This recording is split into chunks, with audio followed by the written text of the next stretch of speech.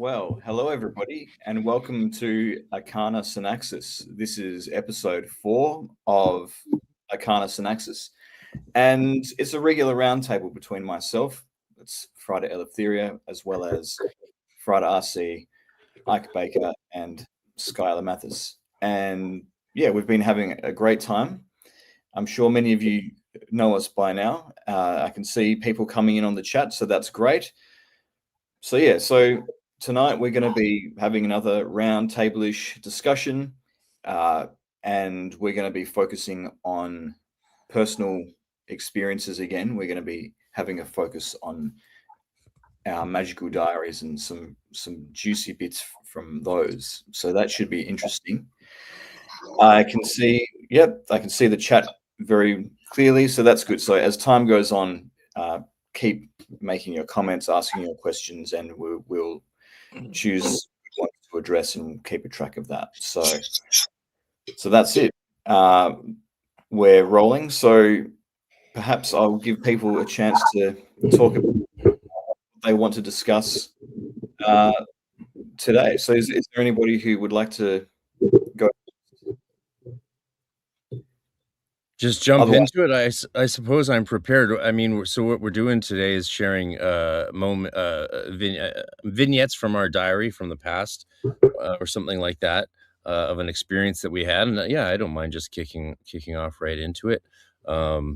Without further ado, it might go shorter today.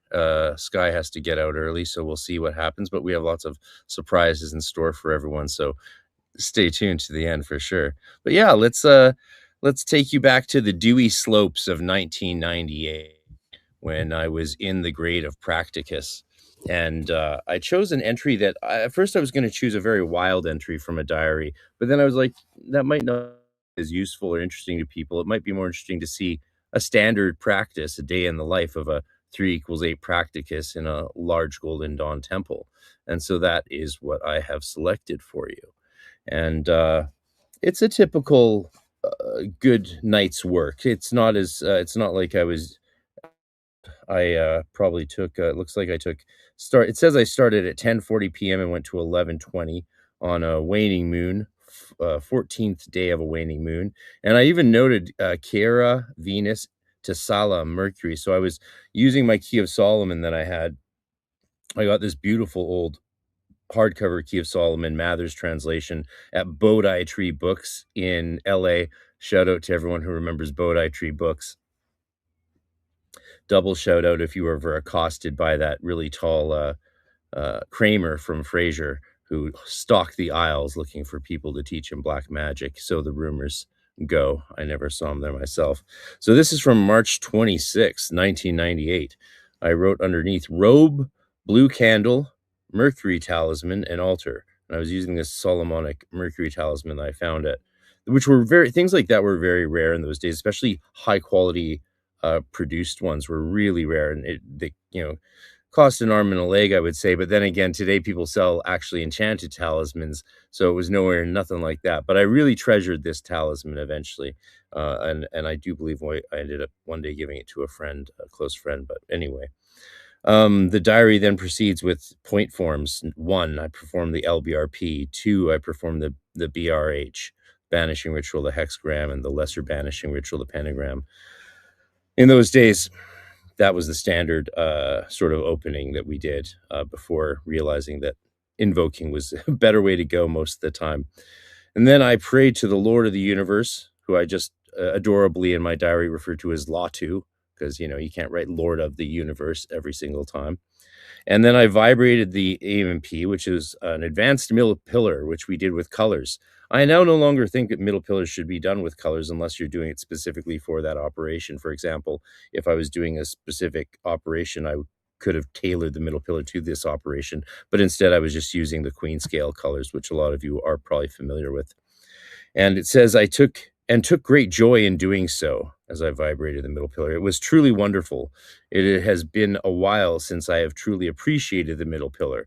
Yeah, after 4 or 5 years, it can get routine and ritualistic, shall we say. So this was one of those moments I marked, that it really, I felt like I was doing it for the first time sort of again.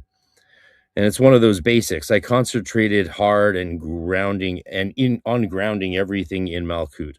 I circulated 4 or 5 times, moving the energy up around my body, modern magic style. Quite a lot considering my recent records. So this interestingly tells me that I hadn't been doing that very much at this time. 4, now we get into it. I performed the lesser invoking ritual, the pentagram, invoking water. This is something my order did that is not standard GD practice. But our grade material got leaked online, and so Marco Visconti found it, thought that we had secret GD teachings, and published it in his book, thinking he had found the original GD practice, but what it actually was, innovations of one godfather of mine by the name of Zinc.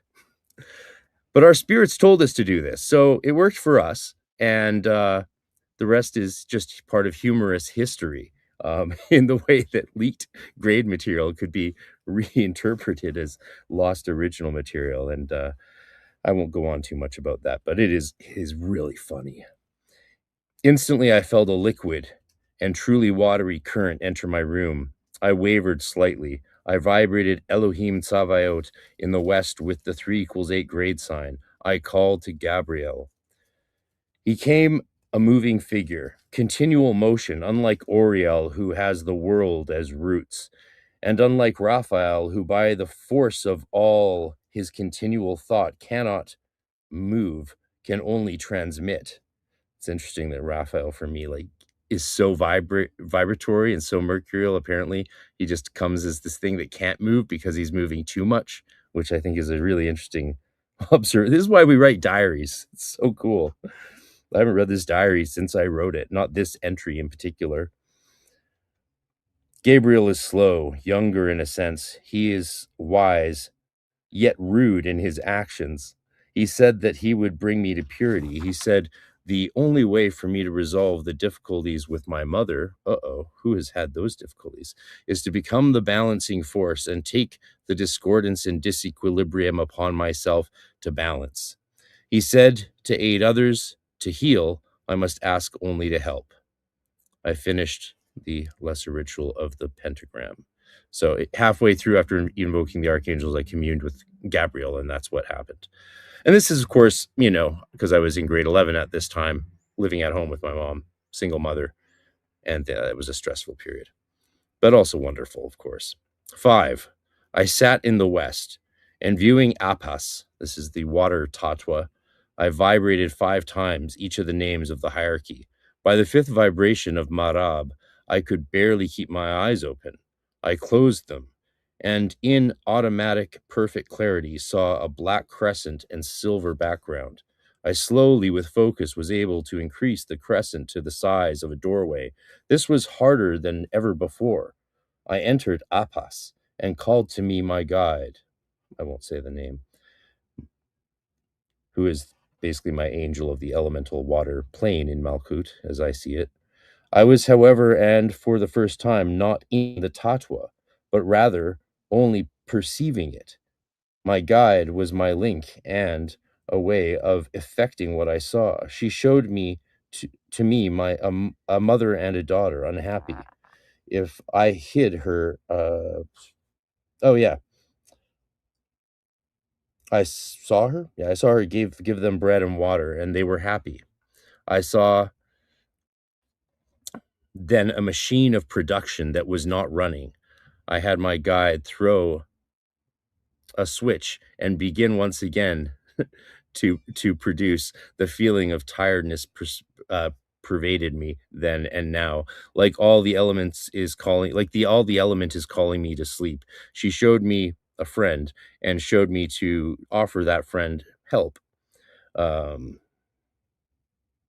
skip that a little bit. But my friend would not accept help, even though the spirit that was guiding me offered her the help. This is all in the vision state, right? And asked what more she described. Now, my friend admitted to needing help with my guide's agreement and with, can't read that word. Sometimes you can't read the words. Write clearly, people. I left Apis, for I had done enough for now. All I could for now. I must make my being suitable vessel for the fires of Netzach. My physical body moved slowly away from the west wall of my bedroom. The door shrank, and slowly once more became silver, and very slowly my eyes opened, and slowly consciousness returned. Banishing was very necessary. 6. I performed LBRP. 7. I performed a banishing ritual hexagram. Frater RC, 3 equals 8. GD. So yeah, I thought that was interesting because it shows the course of a general day's work and through the grade material that I was given, but how you can use that to confront actual things going on in your life and then discover insights into things you don't really understand at all in your life with a friend, for example. So, there's not too many details there because it's a personal diary entry, but I think it might be, I think a lot of the times people, think they're just going through the motions, but what's the point? Well, the point is massive. All of this stuff was drastically connected to my daily life, and doing this work helped me gain constant insight, constant equilibrium, and yeah, and just then there's other qualities. So I don't know. We can talk about it. That in general is sort of that's the diary entry. I didn't want to pull up a crazy one that seemed overly sensational and just something like a regular, hour of ritual working for me in practicus. So there you go. Cheers. Yeah, well, thanks a lot, Frater RC, for that. That was quite insightful, and it's amazing that you were working the 3/8 material in year 11, I think you said.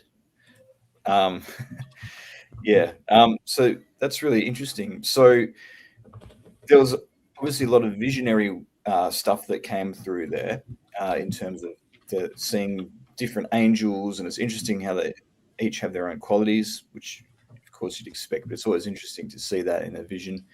And then the way that they helped you out in your life, again, very will be quite familiar for angelic magic, but the fact that they can help you out with things of that nature as well is quite interesting as well, because we usually they can sometimes be a bit more obtuse than that. So that's really cool that you got that result.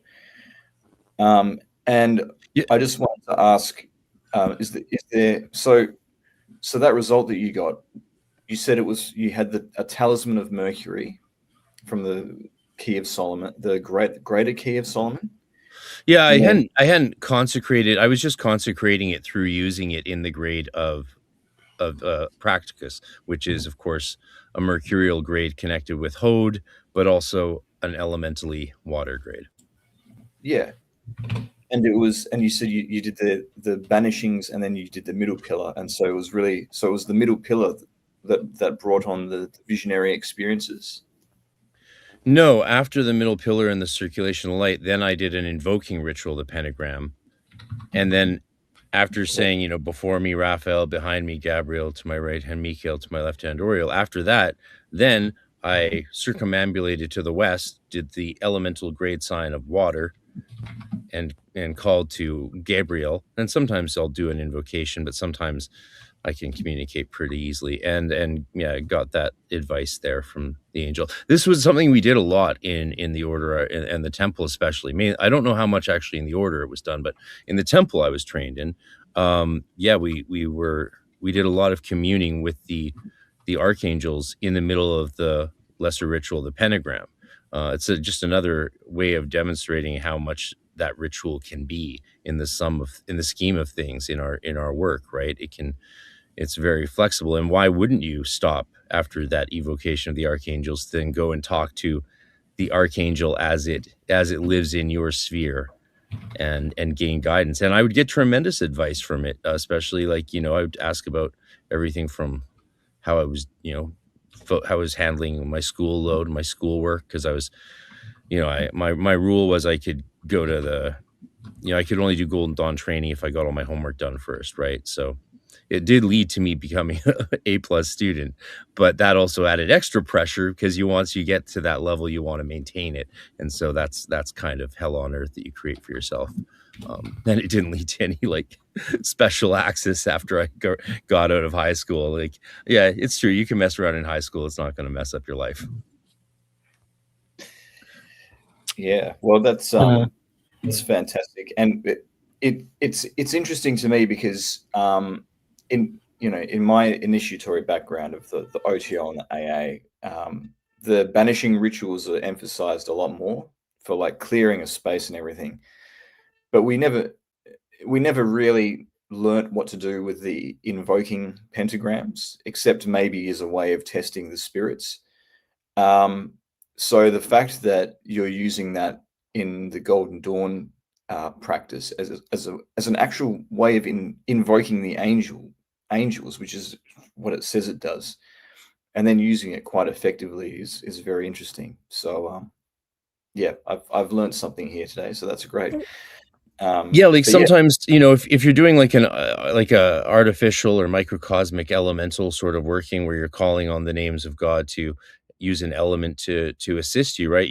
Why not stop midway through an LIRP and talk to the archangel, do your grade sign or whatever, and get them, and then have them do it with you. It's a good exercise for many aspects of from our fantasia to our nous to our ability to conduct and move with the energy of the spirits around us and living nature. Yeah, for sure. Does anybody else have anything to add? Any questions, comments? Yep, I'd like to. Can you guys hear me? Okay. Cool. Did it, as you're moving through the order with this sort of communing, did it take some time? I can't hear me. Can you guys hear me? Ike, can you guys hear Sky? Shit. I can hear you, but there's a bit of a delay and an echo. So anyway, keep going. We'll see how we go. Yeah, if he needs, if you guys re-ask if he can't hear me. I'm curious about as he's moving toward with this sort of communing, how long, as a developmental process before he has he always sort of these sort of results. Did it vary? Was there a point at which he became proficient at this sort of thing, or at least he did results? Did it take time working toward this? That's kind of my question.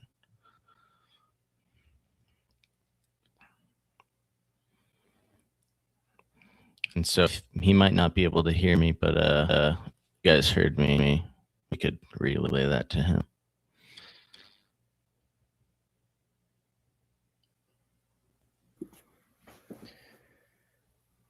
Did you catch that, Frater RC? No, I think my headphones temporarily disconnected. I just got them reconnected. Sorry about that, Sky. No worries. Computer. Still figuring it out. I'm sure it was an amazing thing you said. I think, yeah, it was a question, and correct me if I'm wrong, Sky, but basically the thrust of it was there a certain amount of time where you developed a certain proficiency in the practice to be able to get that kind of a result? Is that more or less it, Scott? Yeah. Oh, it's a question for me. Cool. Well, I got initiated into yoga at 7 and started meditating twice a day. And then I got the adult initiation at 10, where you get your sitting mantra. And so 8 years of meditating before I got into Golden Dawn ritual work at 14, 15, and initiated into Neophyte when I was 15. This November at ARCANA actually will be that weekend will be the 30th year anniversary of my Neophyte initiation at Temple Tahuti. So that's pretty cool. I think, sorry about that. Hope you can't hear that in the background. I should turn my phone off. Yeah, practice. I mean, I was doing ritual work. I was doing the Golden Dawn. By the time of that diary entry, I had been doing the Golden Dawn ritual work every day, a lot, for 4 years. I was doing all the Golden Dawn stuff before I joined the temple. And when I joined the temple, like, okay, just do the LRP and the LBRP and the middle pillar. And then in Zelator, I could do the LIRP and the middle pillar. And then a couple other rituals that they had created because, of course, the original order didn't have that much for the outer order. So we had some special little rituals and techniques we created. Can you guys hear me? Oh, I can't hear you again. There we go. Can you hear me, Ike Eleftheria? That's so strange. I can't hear Yeah, you. I can hear you, buddy. You sound like you're in a tin can, but I can hear you. I tried switching. I'm trying to correct the issue. I apologize. It's all right. It's better than before. Yeah, it's better than before because what was going on is there was a latency or something like that, and you had like this interrupting delay. Okay. It's kind of cool. It was Yeah. kind of trippy. It was like a Pink Floyd Segway track. All right. Well, I just hopefully, turned off your echo cancellation, Sky. Do you want to talk again? See if that fixes it. Hear me? He's Testing talking. 1, 2. Oh. Talking. Well, we can pretend that you're a caller and this is like Art Bell or something. Yeah. Okay. Let me try this thing real quick. That's good. All right. How about? Is this any better? No, who gives you shit? At this point, Just shit. we just Let's got all do to be it. able to hear each other. Does That's so weird that I can hear you guys but not Sky at all. Maybe you see, like, this is something that I would have recorded in my journal. Like, oh, Sky and Frater RC is not meant to answer Sky's questions tonight.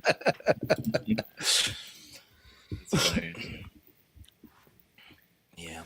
Well, All right. Well, once again, we have a tremendous amount of noise from fucking Looney Tunes in the peanut gallery this evening. Please do everyone and yourself a favor and go to sleep. Just go to bed, for fuck's sake. I think perhaps there's a few bots coming into the chat. It's the rage bait comments and the username followed by random numbers and letters is always a giveaway. But It's Russia. They're Russian bots. yeah, could be. Yeah. Alexander Dugan is sending his bot swarm. Yeah. Rival occultists, they must be stopped. Yeah. Occultists in general must be stopped. But the thing is that they don't do anything in general. Anyway, I'm going to just read off some of my shit because why Yeah, not? go ahead. Let's get out of the way and let's keep the ball in the air here. I balked at the request to unveil something that is, to me, my magical journals are in effect a personal history that is close to my chest as say my Mars sword. It's not something I broadcast, but I went through a couple of things. I didn't really even know exactly what the task was today until I texted Sky. I'm like, wait, what are we doing tonight? But that's me. So I got a couple of things here that I'll read from, but they're short. And I'm glad that I picked these little weird things that I recorded, because if I had just kind of done exactly which is 95% of my journals are exactly what RC just read. If I had gone through that, it would have been just too redundant. Our work is, obviously very much the same, particularly in the outer order. So there's three things I'm going to read from. I'm going to read from my my adept, my ZAM, my Zelator Adeptus Minor journal. Okay, just a little snippet to see what my brain was doing back then, a couple years ago. I also have my dream journal. And then I've got my portal thesis. And I don't think, I'm not sure that every GD order does this, but effectively you go through the outer order. And then once you hit the portal degree, there's not a whole lot to be doing. There's a couple of exercises.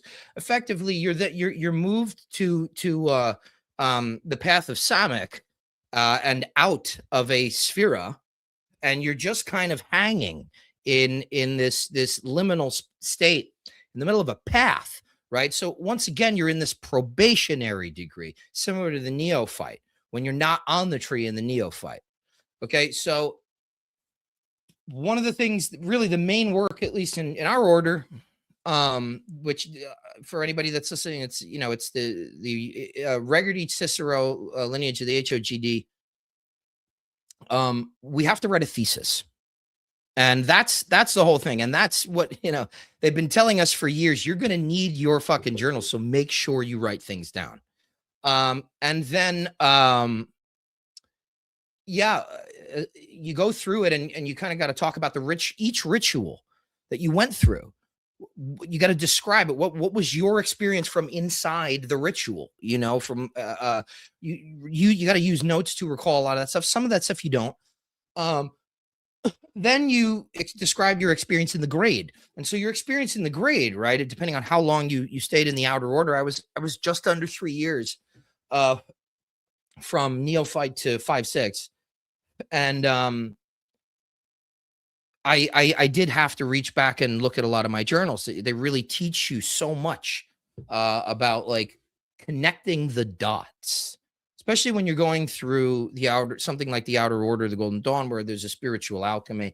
So the thing that I found in my portal was that, and you know, this thesis is read by the chiefs of your temple and the chiefs of the order. So this I knew the entire time this was going to Chicken Tabby. So this was actually the first thing I pulled, because I'm like, hey, you know, it's kind of already public. You know, it was more public than my other journals. I want to talk. RC talked a little bit about this relationship between the Fantasticon and the Nous. For anybody that's not familiar with that terminology, they're primarily Neoplatonic, and some of them sometimes used in Nous certainly used in the Hermetica, because they were effectively two traditions that were in communication with each other. But there's this link that begins to sort of stimulate to activity, right? We talk a lot about how there's a big difference between mediumism and psychism and what we do in the Golden Dawn. But at the end of the day, when you read all the interorder papers and you see exactly what they were doing, the magic was making them psychic. That's exactly what the magic was training. You were training to become a psychic. And not just a psychic where it's like, oh, I'm communing with the dead. That's fun.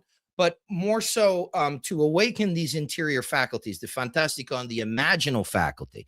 Now, the imaginal faculty particularly, not as something necessarily creative, not or strictly creative, but as something receptive. Learning to use that organ that you have naturally, that is a power of your soul, as an instrument of spiritual perception. A lot of danger here. A lot of danger here, because there's a lot of delusion. There's also a lot of like personal gaslighting. There's also a lot of, I don't know what this is. How am I able in the phenomenology of this to recognize something that is genuinely appearing to me and something that I am making up? And I talk about this a lot because it's a big part of my experience. And I know that a lot of people are out there in this in-between state, struggling with the togglings, trying to figure this stuff out. So I just so happened to come across, you know, I wrote this back up probably like 2017, 2018. I'm going to read it and skip around a little bit. Okay. This was when I first began to realize what was, you know, what was going on in the Fantasticon, the eye of my mind. So here we go. An important recollection, although I could not find it written in my journals, is the first time I recognized that I had not had a thought, but something like a vision. It wasn't a perfect image, but a distorted one of a toy from a memory from my preteens. I didn't have the vision so much as it appeared to me. I could look at it the way I could look at a picture. This was very mysterious to me at the time, and I deliberated over it in my thoughts for many days, even on into further grades. This is the neophyte grade chapter. I deliberated over it in my thoughts. The toy's appearance in my mind's eye was of much less significance than my experience and acknowledgement of this distorted memory. This was the first time I had become, quote, unstuck from the images in my mind's eye. It did not appear to me the same way my closed eyes visualizations did in meditation. It was a flash in my mind while my eyes were open in waking consciousness. It took on a quality which I cannot articulate succinctly, but can only describe as a kind of liquid flash, like light reflecting off of cellophane. So now I'm going to skip over just to a page here. About 3.5 months into the grade, I began feeling very strong senses of presence in my bedroom. One night of no particularly special quality, I woke up in a sense of pure dread, barely able to lift my head up off the pillow, and I was starting to panic. I looked across my room, and in the darkness, I saw 2 cloaked figures standing side by side near my door. It may be worth noting that at this time, I had been performing all of my spiritual exercises, meditation, ritual, etc., in this very room. The figure on my left was shorter and female and wearing a dark blue cloak which enveloped her entire body and extended up her neck. Capitulating in a large turban-looking hood, the figure next to her on my right was a taller male wearing a dark green cloak in the same style. Their faces had absolutely no expression, and they stared intently at me. Oddly, they appeared to me in a similar kind of fluidic, flashing type of cellophane appearance as the vision of my toy, except rather than seeing it while awake in my mind's eye, as I would a daydream, this vision was projected out into physical space.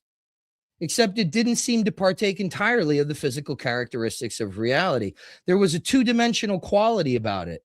I wasn't terrified, but slightly confused. So I decided to roll over and go back to sleep. So that's that there. And the 2 other things that I have here that are related, that are much shorter than that. I want to read from the dream journal since that ties into a little bit here. First of all, this is such a charming introduction. I prefaced my dream journal, I think, later on, right? Because I'm like really honest about my dreams in this. Like, no, you can't, it's pointless to have these journals and not be like naked in them. But so like, if this ever like fell into somebody else's hand, like a distant relative or something, there might be some fucked up stuff in here. So I wrote, to any potential future reader, understand that in order for this journal to serve its designed purpose as a scientific record, quote unquote, I required full honesty as to the contents and machinations of my conscious and unconscious mind. Therefore, remember my utter humanness and judge me not too severely. This is not a complete record of who I am, and therefore an incomplete picture of the man. Strive rather to see in what ways we were bound by our humanity in similarity. I thank you for it. So here's what I wanted to read from that. In analyzing our own dreams, or really recalling and recording them over time with diligence, we may perhaps come to perceive our own dream language in the recurring imagery and emotional content of them. We may begin to intuit meaning and begin to read the dream cipher to discover potent, even urgent messages from the deep self, that ancient mind whose abode is darkness and silence, and whose tidal nature is as the depths of the abundant receptive sea, and whose only language is symbol. So these are sort of, it's funny because like I'm inundated with all this stuff, all this crazy shit on Instagram and YouTube, and it's all sorts of stuff. And I'm hearing a lot of people talk about stuff that I've been talking about for a really long time, and it has nothing to do with me necessarily. There's something in the collective consciousness, but I tend to, with all the flash of images in Instagram accounts, I struggle to think like, what like, did I get this from fucking Teal Swan or something? Like, where did I get, it's like, she's talking about it now, but I've like been giving classes on it for, like, how did this happen? And I go back into my journals, which was a fantastic exercise. So thank you, Eleftheria. And, I see that, no, I have recordings of coming to these fucking conclusions completely organically. of my own accord, in initiatory situations. And yes, people are writing. Yes, I do. I handwrite everything in nice. I use a fountain pen with a calligraphy nib and ink cartridges. I recommend everybody strive to write beautifully. Anyway, so I think I've gone on too long, so I'm going to skip my my adept journal here. But yeah, I don't know. Maybe you guys have some thoughts. Well, yeah, thanks, Ike, for sharing that. Those are some amazing visionary experiences. And what stood out for me is the fact that you saw something in waking life that was almost like an apparition, you could say, or like a dream while awake. Whereas usually the visionary experience, it's like you've got your eyes closed. It's like you're entering a daydream. But this was, to see something like that is very rare. So that must have been quite the experience. And I just wondered, out of curiosity, if you can share, whether you then analyzed the meaning of those robed figures and them appearing at the in your space when they did. So one thing that comes to mind is that the colors of the robes might have some significance, and Sure, yeah. as an initiative, the Golden Dawn, you would associate certain colors with certain planets. Was there anything going through your head like that when you were trying to interpret the meaning of the vision? Well, there's a little piece of information that I left out, and their faces were the two temple chiefs that had initiated me. They were looking at me over my bed, and I kind of, it wasn't until years later that I read in, I think, Psychic Self-Defense or some other Dion Fortune work that Golden Dawn chiefs will vet people in this kind of way. And I kind of danced around it with them because it was so above my fucking pay grade, to even begin to understand, that I didn't really get a whole lot out of it. But I do know that the premonstrator, while she was with the temple, was absolutely brilliant.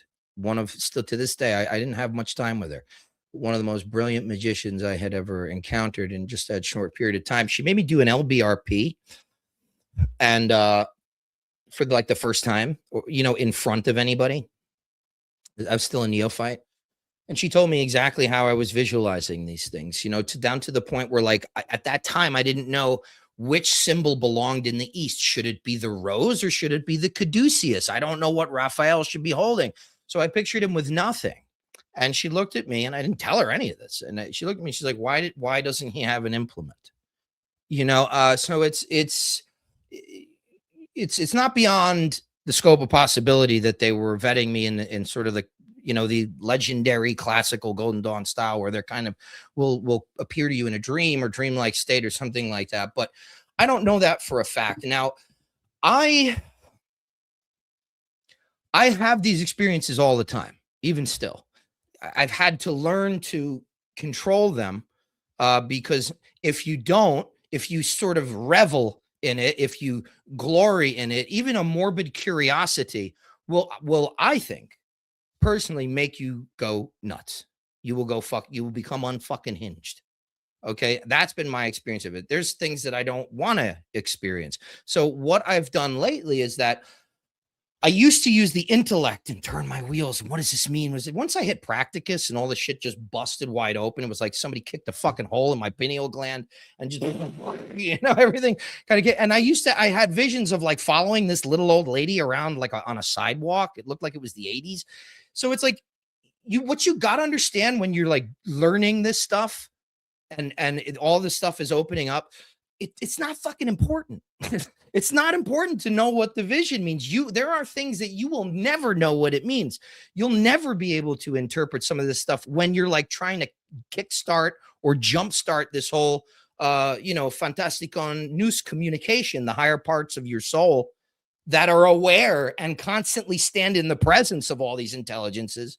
And the process of that awareness finding a way to show you in vision, because the only way Ike down here, the little, the little cave troll who has his little cravings and aversions, that's the only way I can understand that stuff is through an image. But certainly what, and this is a cap on it because it's a really good question. What happens now is that I pray for an answer and I wait to be guided. And then usually in that 360-degree omnidirectional view that I have from within the inside of my sphere of sensation that we all have, I wait for an omen in the magical mirror of my universe. And in this way, the diamond speaks to me. And here's the thing, and this is the last thing I want to end on here for this. I tell this to everybody. My dumb ass is on a need to know basis. Okay, so I don't get the full picture. It's just here because the higher aspect of my spiritual architecture knows that I can't fucking handle it. I'll fumble the ball. I have shaky hands. So I'm on a need to know basis with my diamond, but it's certainly when I relax and sort of follow the promptings that it's all kind of revealed. Like, oh, like for instance,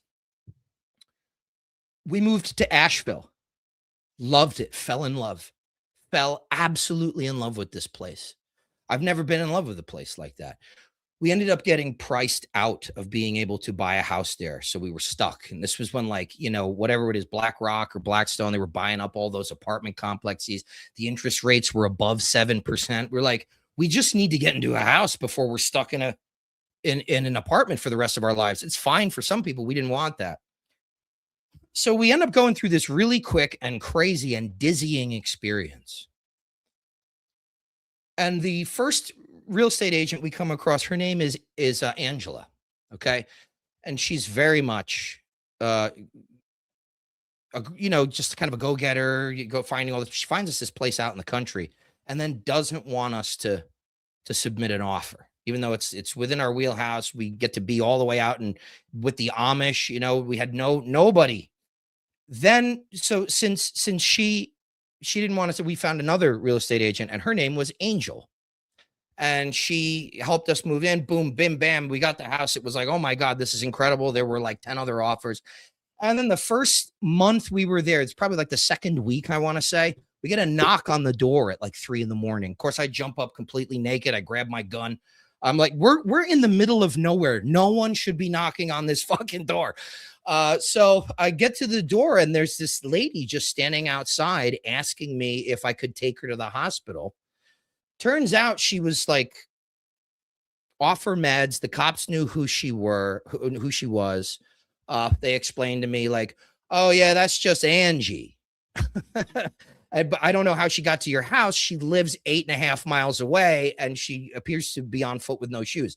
So, we always, Nicole and I were always wondering, like, what's the significance of Angela, Angel, Angie? What is this? And then, of course, Helene hit and destroyed most of Asheville.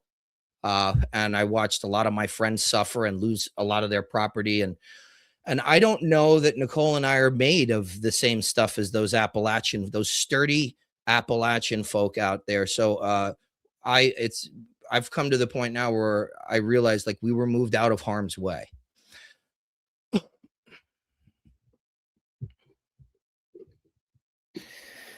Yeah, wow, that's incredible story. And it's always funny how you have the little breadcrumbs that whatever is guiding that process leaves you the little synchronicities, so you know that something else is kind of manipulating things behind the scenes. Well, not manipulating, it's got some negative connotations, but there's a process of order behind that.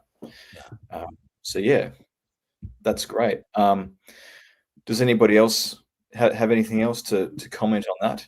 I did have another question or comment, but it's got to come back to me, so I might just throw to the others. I was very interested to hear about the major paper you write in Portal. I would have liked to have gotten to choose. We had one assigned. Everyone had to write a large paper on the Gospel of John. But I really enjoyed that, because for Philosophists, I had to submit papers to get into Portal on the Hermetic Arcanum, the Eshmet Sadaf, and the Chaldean oracles, of course, and then for Portal, I had to write on the Gospel of John. I had to do another paper as well, but that was we didn't going out of Philosophus wasn't when we tested on all the outer order grade material. We actually no, that was when I can't actually. It's so long ago. It's so long ago. It's been almost 30 years. Anyway, yeah, I think I was really great to hear that story and what a wild house hunting experience. I mean, was there magic involved to get it over all the other bidders, or how did you pull that off? I don't I know do it magic. seems I don't do magic for that. You do magic to get ahead. I don't do it to get a job. It's just not me. But there was a lot of other shit going on. Divination. A lot of divination, a lot of prayer, guide me, I was at that point where I had learned like the only way this stuff, magic. This yeah, kind of. Yeah, but the thing is, it's magic staying in communication, while not having to force the outcome I want. Although Nicole may disagree with me, I may have come across as kind of forceful and like, we need to get the fuck out of here, like, type of thing. But yeah, there was a lot of divination, a lot of prayer, and trying to stay in that guided space. But yeah, I mean, I should have kept a journal about all that stuff. But yeah, it was really nice to look at the Portal thesis. We just had to write about our experience and sum everything up. And then of course there's like the exploratio crucis, where you have to talk about the crosses as the admission badges. You have to do like a full paper on like sort of analyzing and discussing and drawing all of them. I think I did mine from like multiple angles, but we were in the outer order of the Golden Dawn in the HOGD, we hyper focus on the spiritual alchemy. And I didn't know anything about, I didn't know that I was being read the Chaldean oracles in like, practicus. And, I didn't know that nobody tells you, because it's like, at this point, you just need to be going through the fucking ritual. And then later, we'll discuss this stuff. So it was a really personalized sort of thing, but I realized about halfway through it that I was becoming like, you could see the threads of like, I'm becoming a little obsessed with my own process. I'm becoming a little obsessed.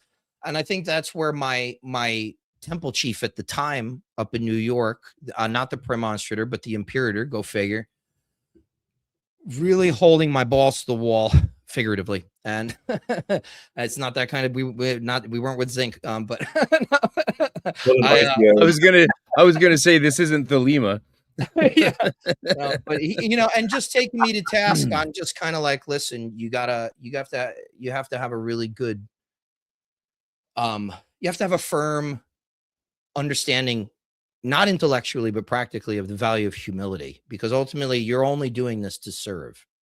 And that really ties into the message that you got. I can heal by offering to help,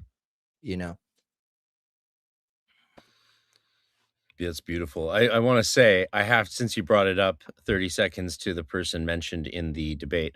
No, that's, my head's full of Canadian debate politics. You mentioned zinc.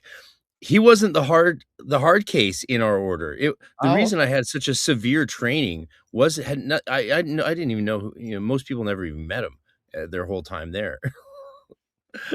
The severe thing at Temple Tahuti was Nineveh Shadrach, the Virgo who founded the temple, and then the Gemini who became the first adept to go through the grades and become the first, and then the Aquarius after him. So I was dealing with a Gemini, a Virgo, a Gemini, and an Aquarius, all trained by a rigorous Arabic adept who, was constantly invoking jinn and doing all this other crazy magic, which is you really are Frater RC. You were trained by an Arab adept. He's the reason I was allowed in at that age, because he had been allowed in at 16 and excelled, and so he was grateful to, I guess, Zinc and the others who let him in and trained him in LA before he came back to Canada. And he's famous online. Nineveh Shadrach is a well-known magician now. It's a shame he couldn't stay at our temple, but yeah, I think the Inner Order was I didn't know this at the time, but they were definitely trying to make it more Christian, which is a shame because that's not, the Golden Dawn's not meant to be religiously prescriptive anyway. But yeah, so there was the severe Saturnine Aquarius who trained me, and the erratic Gemini adepts that trained me, and then they trained me and Martin, who were both Aquarians, and Martin now runs Zaleski's order, and I do my thing, and yeah. Balls to the wall, baby. We definitely had our balls to the wall. It's true. Yeah. It's true. Sky, did you have anything? I know you got to leave early, so if you don't have a question, I'd recommend moving on to your thing. Sky has another hour, right? I was messing with my audio. I don't know. Can you? Okay. I can hear you. Okay, cool. I was thinking. Okay. Yeah. So first of all, I thought it was hilarious. Your like little disclaimer that you put at the beginning of your journal. That was pretty. But yeah. So, I'm not gonna really pretend like I'm farther along than I am. So, my approach is more simplistic. Journals don't have like decades of experience behind them or anything like that. Respect the practice and the discipline of maintaining consistency with the magical journal, and I'm working, but I'm shamefully guilty of slacking, and not that I don't do it at all. That I'm kind of pathetic, honestly. But fortunately, I have a bunch of notes on my phone that are intended to be transferred to some of the gaps. But yeah, I was contemplating like preparation for this reading, and it kind of need to confront the issue of my slackage. So thanks, Eleftheria. Appreciated. But yeah. So with that said, I'm all about in favor of it. I advocate for it. I think valuable for any level of seriousness, and it should probably be emphasized more. And I made this point many times to me and others of how important it is, and so I think he's absolutely right. And but anyway, so thoughts about just practice in general. I think that like magical journal has a multitude of value, not just magically, but just for in general, because but there's some things like exclusively with magic, which I would say is like maybe journaling particular astrological things that are happening, and how those to your own personal like soul signature and all of that. But so I was just thinking about some ways to think about my thoughts on the value of like some of the value I see in journaling, and like I think particularly if you're going through any sort of with like elemental grades where you're kind of like bathing in or like a two elemental energies, like recording and reflecting on how those influences like affect you, or like the end reflections that occur as a result. And then like for example, like thinking about like Zelda stuff, like dealing with like earth problems, and like I remember geomancy and how much it was, but then after kind of seeing, going through it all solid of an exercise or lesson it was in self-plan. So, even if you don't enjoy something, it's uncomfortable. It's usually where it's like the precursor to growth. The newly planted seeds, they have to break the shell of resistance to reach the sun, and so like the element of air working through just manually casting various just in the overwhelming, intimidating like aspect, all the math and the formulas and the calculation and calculating time zone using a femmer and all of that. It's just like really intimidating, but it's super great exercise for mental, like your mental muscles, and there's kind of an effect similar to if you go a long jog or you have an intense physical workout, you have the post-workout endorphins, with consistent repetition time, you kind of feel yourself getting stronger endurance. For me, reflection is like there's a similar thing, like mentally, with just doing the work, and the element of air. And then there's, of course, there's always like personal synchronicities that people usually find when they're recording and documenting all these things. So those are some of the like kind of surface level thoughts. And I'll share one more thing that I journaled, and this is like watered down, filtered, and a simplified version. It was significant dream slash astral semi-lucid experience I had relatively recently that I recorded, and I recorded it because of the way that it affected me mentally and emotionally, and just the unique quality of the experiences for me. So it was an instance where I went into elaborate visionary half lucid state where I had passed a particular point in a dream that I have often had. So that in itself was significant to me, but the themes do with bondage and freedom and sort of remaining centered myself regardless of how one or the other regard one or the other, and being like willing to accept things that are outside of my control.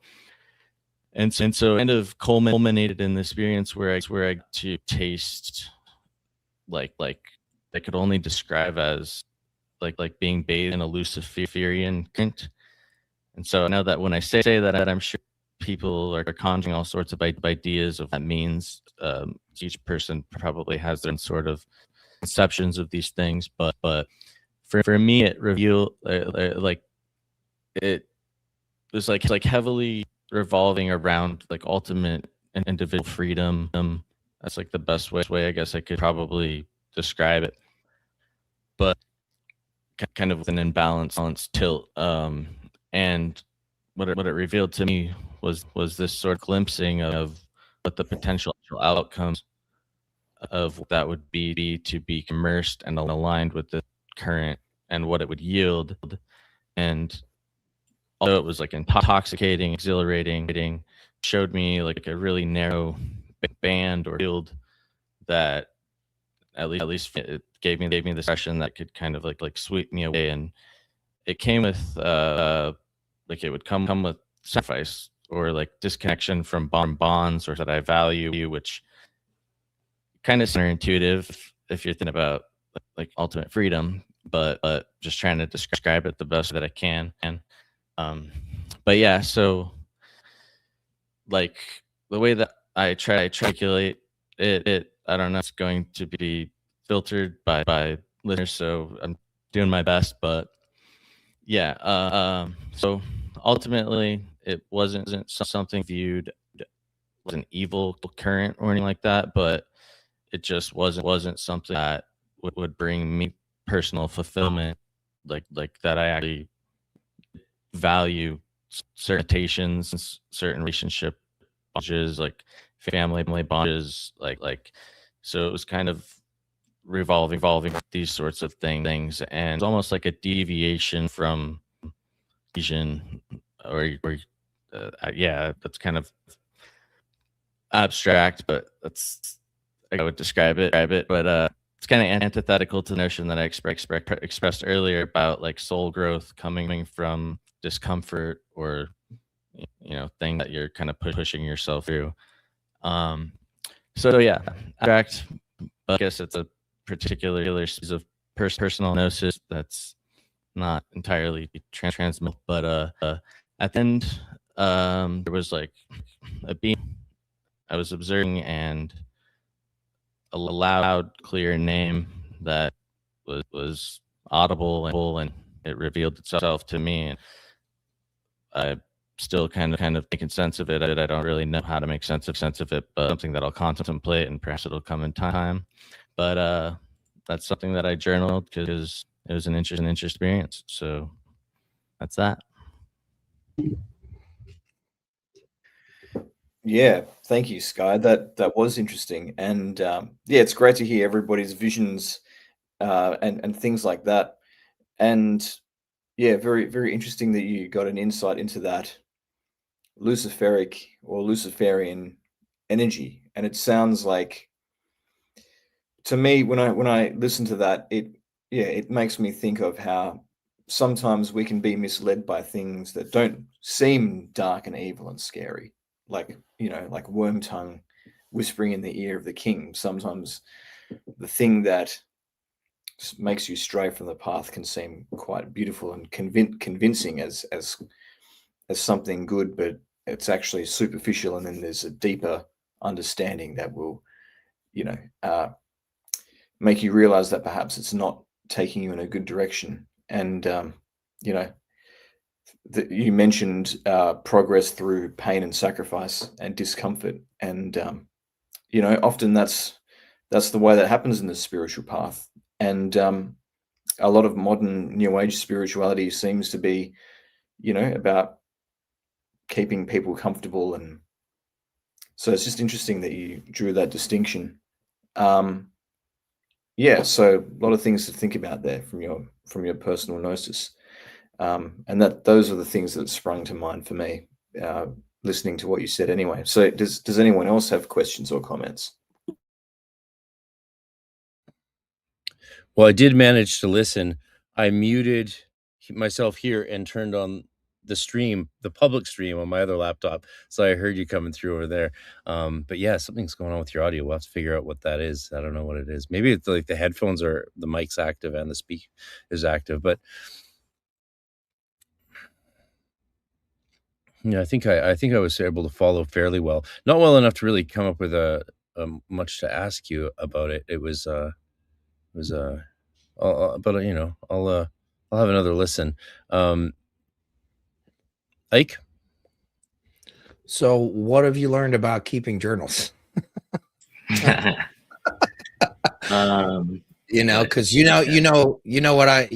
come on, I gotta I gotta say something, right?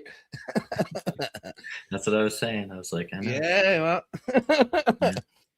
I had this some of my Hebrew scribbles, just neophyte practicing Hebrew. I figured I'd share, but it's actually interesting. It's beautiful. I love that. Yeah, very nice. That was just some of my practicing, getting my Hebrew on. But I think I turned off my mic, so hopefully it's just working out of my. It's way better. It's way better because like now at least I can hear what you're saying without it skipping. So nice. Yeah, I mean, you have a really active dream life too. I mean, yeah, it's pretty crazy. Yeah, you like hit me up a couple of times, been like, hey, you were teaching me magic last night underwater or something like that. Actually, I get that a lot. Like, I get random people messaging me probably like at least once a week. Like, you were in my dream teaching me magic. I'm like, oh, okay. I'm busy, aren't I? Yeah. So, go on. I was just gonna say I tried to pick something that I could, semi-articulate, but a lot of things I just want to keep kind of hermetically sealed for now because I want to wait till a time when I can make more sense of them or have a way of expressing them better. But I figured that was something that was like relatively interesting that I can share a little bit about. But yeah, so. Yeah, thanks a lot, Sky. So I know that there's some time constraints with you. So how long is it until you need to sign off? So I've got, it looks like 38 minutes or so. 45 minutes? Yeah, something like that. Yeah. Yeah, okay. And I have a surprise. I thought we were doing the 3 hours, so I don't know if the surprise will make it before Sky has to leave, but hopefully we'll see. We'll do the best.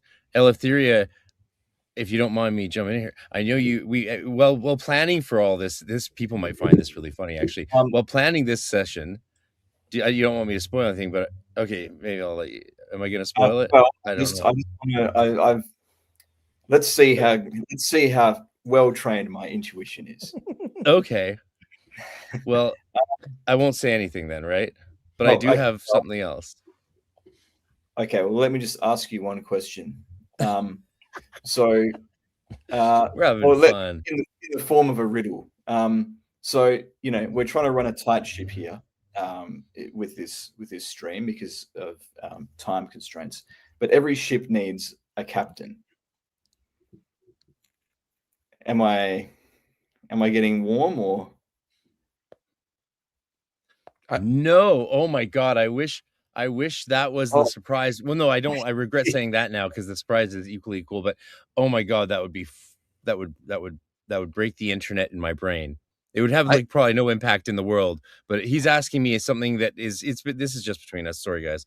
It would. I mean, break the I internet have in my brain. I have no fucking clue what's going on. I know it's something Right, else. It's something else. surprise. Though that would be a great one.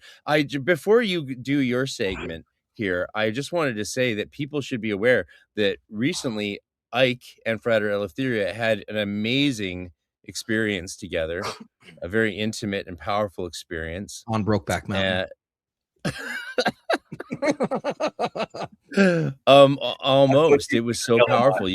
They did a podcast on Ike's Arcane podcast, and it was so deep and moving. So good. I thought Really? we should definitely make a big deal about it today. Well, yeah, like there was one thing you said, Eleftheria, that really struck me to the core, and I clipped it. I if you don't mind, I'm just going to share that little clip with people so they can see how powerful it was. It's just a minute. So there you go, a little highlight from this life-changing podcast.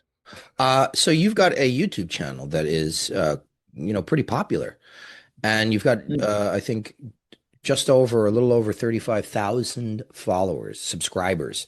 You've been very, very forthcoming on that channel over the past several years that you've done it, with the ritual techniques and demonstrations. But the YouTube channel is called Lifting the Lamp, which name I love. But I'm interested, what's the significance of lifting the lamp? Where'd that come from? How does that apply to what you intend to do with the channel? Great question. So when I started the channel, I mean, there were a few big reasons why I wanted to start the channel, but one of them was that.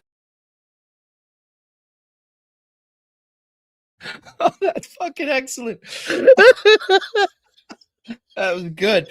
Yeah, you got me, man. You got me. Fuck. Happy April. All right. Well, we've got the jester of the stream here. That's great.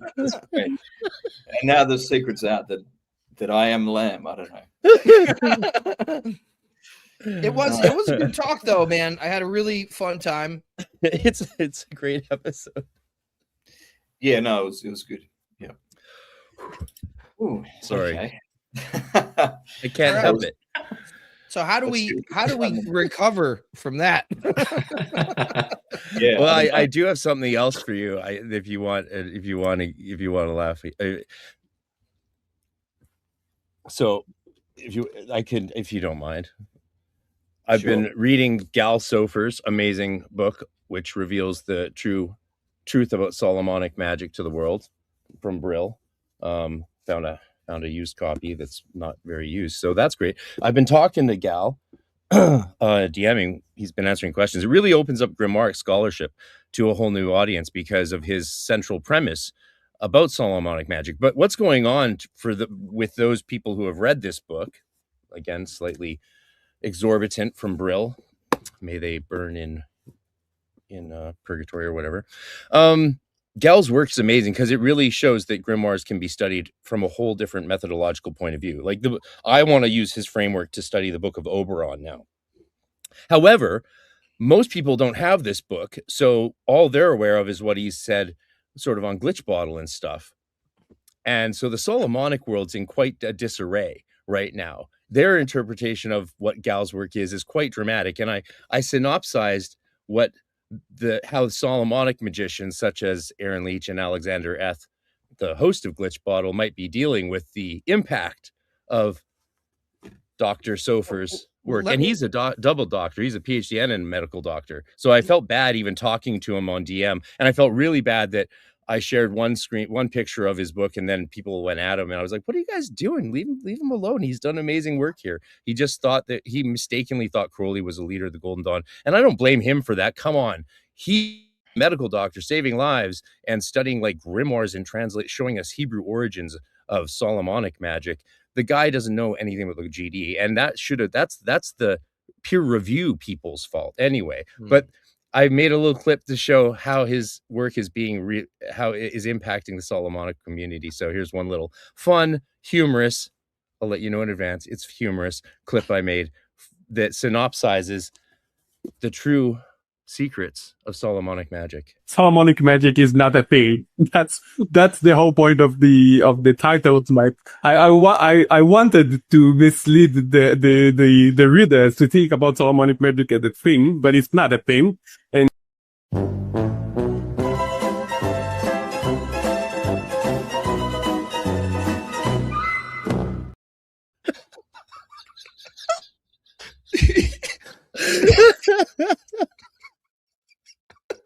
Oh, chef's incredible. Let me tell you, though, I got your bright red. I gotta tell you, you talk about the Solomonic community being in disarray. Like, when the fuck have they ever not been in disarray? They're fine. They're fine. Though Mark Stavish did like call me the other day, and I think he was like, someone asked me if any Solomonic magicians don't lose their mind. And I was like, LOL. He's like, no, it's a real question. I'm like, I'm sure some of them are fine. He's like, I don't think so. Like, okay, another conversation for another time. Well, it depends. I know. There's a couple of Solomonic practitioners that I actually really respect because I feel like they really understand what they're doing. Obviously, David Rankine's one of them. There's this other Solomonic practitioner. I really like what she does. I think she goes by the name Elizabeth Empyrean, but I really enjoy some of her content that she puts up on Instagram as well. And I like just kind of seeing the way that they attack it, right? Like David too, they embrace the clerical sort of framework of a lot of this stuff rather than kind of, wrestling with it or trying to wash it out. I see that. I see attempts at that a lot in the Solomonic thing, but I haven't read Gal Sofer's book. I probably will check it out when I have a few minutes to read another book. Yeah, I mean, it's pretty well outlined by Dr. Puka's breakdown. Though I'm gathering all the questions people have so that I can ask them of him, because he's agreed to come on my podcast. So I'd like, when I interview him, I want it to be sort of like a accumulation of all this stuff and questions and queries and issues that his work has created, has evoked in people, so that we can maybe have a cathartic discussion with him about it. Because I see his work as very optimistic, because if there was this sense from Skinner's dissertation, we start with Febvre and the other academics in the 60s and before that, the Aranists moving to study esotericism academically. And then Skinner comes forward and does his massive dissertation, published as his 2 technique books of Solomonic and Greco. But then Sofer comes along and says, there is no Solomonic magic. That's not the way the tradition should be interpreted. Really, each of these grimoires are not representing a steady stream of a singular practice or thought, but they are more composite than people thought. So the idea of the Hygromanteia, or the Testament of Solomon, being continuations of some earlier Ua text or Ur Solomonic tradition isn't exactly the case. And again, I haven't finished the book, but what he's showing through his research and untranslated documents in the Cairo Geniza and all these other things is this tradition of rabbis summoning demons. And so there's this whole other estuary going into Western magic that is fascinating. And it's going to open up how we look at grimoires across all time. And the idea, because before now, people would say, oh, well, the Arbatel, of course, it's a Solomonic grimoire because all these grimoires are Solomonic, but it doesn't really make sense in the light of all the other Solomonic grimoires. See, that whole way of thinking we can just ignore now, and we can just start to say, what is this book of magic about? what is this book of magic about? What nodes and what genuses connect? What what's their biology across time and space? And so anyway, it is very interesting. Anyway, I don't want to get too much into it. There's going to be lots of talk about it here on out. If anyone does have questions, let me know, and I'll ask them on when I finish the book and get them on the podcast. Yay. Sorry. Back to you, Eleftheria. We've had our comedic review, comedy hour, comedy 15 minutes is over. We might have my surprise show up in time, but maybe not. And I don't know what you were wanted to do for diary sharing or anyone. Well, thanks. Yeah,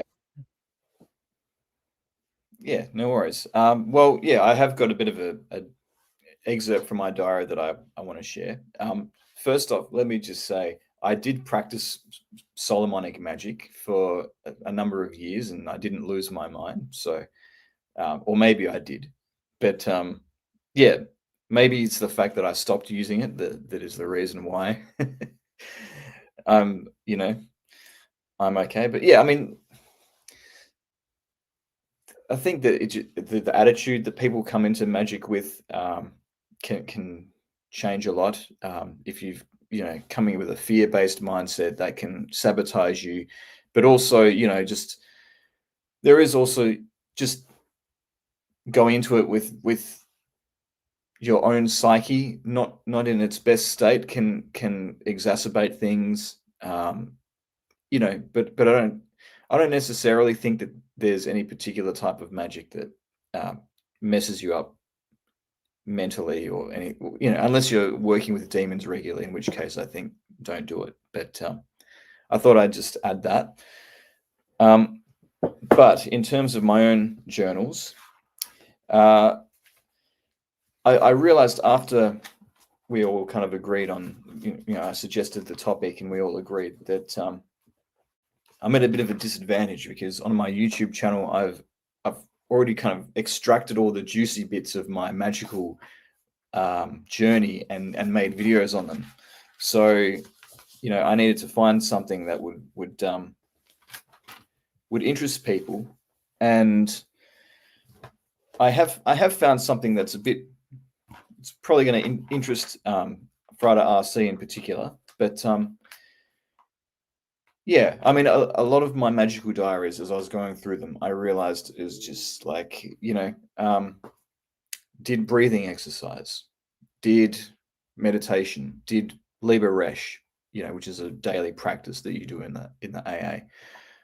And so there's a lot of just tedious, not particularly exciting work that goes into having a magical life. And it, and the more glamorous things do happen, but that discipline is so important. And sometimes there's periods of dryness where we don't feel as connected to the divine, but again, if we can persevere through that, then the good stuff happens. So basically what I was looking at was my journals from when I did the Samek ritual, and you can you can see my videos on it on lifting the lamp. I did 2 videos on my working to attain knowledge and conversation with the Holy Guardian Angel. It's the one where I've got the bushland in the background. And so I revisited those journals, and I found that there's actually quite a bit in there that I haven't spoken about, that I don't plan on publishing. So I wanted to give a bit of a glimpse into that, let's call it apocryphal insights that I got during this working. But basically, for people that don't know, in 2013, I did a Samek working, which lasted for about 6 months and included 262 consecutive performances of this ritual that's important in Thelema, Liber Samek, which is basically a variation of the Bornless ritual. And sometimes I did it once a day, sometimes I did it multiple times a day.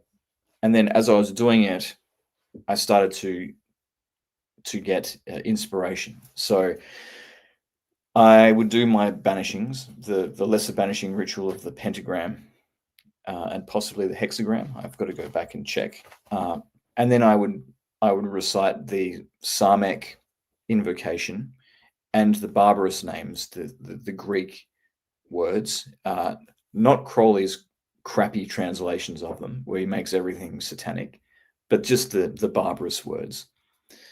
And then I would go into a meditation, and then, yeah, just see what I could receive that way. And what would happen is I would be inspired by a certain train of thought, and then I'd write that down, but I put it in my own words. So it wasn't quite like a more serious scrying ritual that I did later with my Enochian work, where it's like you get words and sentences and you write them down verbatim. It was a bit of a lighter touch from the intelligence that I was trying to contact, which was my holy guardian angel, and or the higher genius of Golden Dawn tradition. But basically, a number of different topics that I've been milling over in my mind, I will get answers to. And this particular session, which was session 132 on day 110 at midnight, is all about magic and politics and the way those two things interact. So I know that, Frater RC, we've had discussions before about the parts of the earth and the way that can be an intersection of magic and politics. So this might relate to that area of inquiry. So I'll just read what I wrote down here. For some reason, I decided to do it all in this obnoxious red ink, but we'll see how I go. This communication discussed the link between magic and politics, and then it begins. Politics as an art is based around conventions and traditions. Its object is for one to apply the rules of their given tradition more efficiently than the next person, thus manipulating others to see one as more representative of that tradition than anybody else. In contrast to this, the magician is one who creates their own conventions. In the context of society, one who shapes and reshapes human relationships, whether publicly or secretly. The magician does this according to their own will, creating interactions and beliefs between people which did not exist prior. It can be said that a politician is merely the personification of this or that collective force in society. The same does not apply to the magician. He or she is his or her own force. Only he or she knows and decides his or her own agenda. Magic is similar to politics because it invokes new realities into existence. Magic is different to politics because, once understood, its potential is unlimited. So, on the level of individuals, the magician is more powerful than the politician. The politician must make the best of what is possible. The magician makes the impossible possible. When the magician forces his or her own rules onto society, the balance of forces shifts and society changes as a whole. This world is not governed by order, but by chaos. Nations viciously compete with one another for influence, and within those nations themselves, the ruling elite is waging a constant war on the rest of the population. You see, I was awake to what's going on in this world, even back then, as I'm sure many people were. It's just the normies that are waking up now. But it goes on. Order is a farce. Only chaos prevails. Well, yes and no, but this was the kind of polemical style that was coming through about the seeming order of our world and how it's not quite as simple as that, and often quite a bit more chaotic in the way the world works. So politics is based on the assumption that a certain type of order has some inherent truth to it. Every political ideology, therefore, denies the true chaos of the world, and having failed to understand the chaos, is helpless in the face of it. But the magician bases their power on the great wild card of history, which has left every ideology disproven in some way. This is the power of human will and the often arbitrary way in which it forms relationships and opinions, considering the influence of material forces. The magician's own self-justified will, always more changeable compared to the less dynamic forces of the world, is a reflection of the chaos of the universe, which might also be conceptualized as a kind of universal will. The internal contradiction of politics is that it is based on the promotion of order and stability, yet it is driven and affected primarily by instability and conflict. A system of order is one-sided and therefore paradoxically unbalanced. It must attempt to survive other competing orders by spreading chaos outside itself, yet this very chaos only compromises the order further. The order may keep entrenching itself more and more, yet it is only a matter of time before the chaos, which contains more latent potential for adaptation, overwhelms the order, resolving the contradiction and producing a new kind of system in its place. The strength of the magician is that he or she has mastered the chaos both within the fractious mind and in the outside world, not by resisting chaos and imposing order, but by embracing the chaos and working with it. The magician therefore transcends the contradiction of politics and is in theory able to manipulate it accordingly. Once magic is applied to politics in this way, the greatest power imaginable is unleashed. It is the power by which the enchanters shall rule the earth. And that's a quote from The Vision and the Voice. So that was me filtering through this information and trying to make sense of it and put it onto paper in my own words.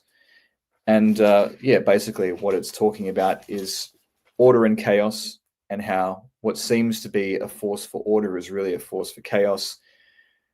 But the limitations of being confined by too much order, as the political system is, and the way that the magician can use the chaotic side of the universal order, if you will, to create greater change than any political figure. So I don't know if any of that would be relevant to what the angels were imparting to Dee and Kelly with the parts of the earth, perhaps, although it seemed to be more about angels governing particular parts of the physical sphere. But anyway, it's something to think about and something to contemplate. And yeah, so that's my excerpt anyway. Questions, comments? Yeah, right off the bat, in hearing what you're sharing there from in the context of the parts of the earth. So this is the parts of the earth where there's spirits that govern the politics and the happenings of rulers, for those in the audience who don't know. It made me think that there's perhaps a applicable lesson about the natural cycles of regions, of governments, of nations, of rulers. And because when you're talking about, order always being destroyed by chaos, well, that just sounds like Ouroboros cyclical nature of reality, IAO. But what I was inspired by to think was that, well, maybe we need to take that into account when we're operating within a part of the earth, within an aether, or, working with Yalpalm, or however you choose to pronounce that Enochian name, like, Idumea. Like there's when I go to these places, whether I'm doing it through conjuration, scrying, or travel, I get a very real sense of what the energy of the place is like. And so, yeah, I think that's something to be aware of like, where is this place at? What is the direction it's already going? And work within that process of natural chaos, order, destruction, rebirth, and so forth. That's what it made me think.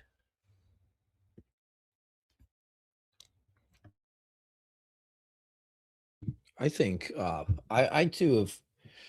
I don't talk about it often because it's gotten to the point where you can't talk about it anymore. But early on, politics and magic were very, very much intertwined in my journey as well. I was very, very politically outspoken for most of my life. From the time I developed an identity of my own, about 13 years old, from the music I chose to listen to, and I wrote blogs. I went to protests. I was all the shit everybody's doing now. I was literally doing it when I was 19 years old.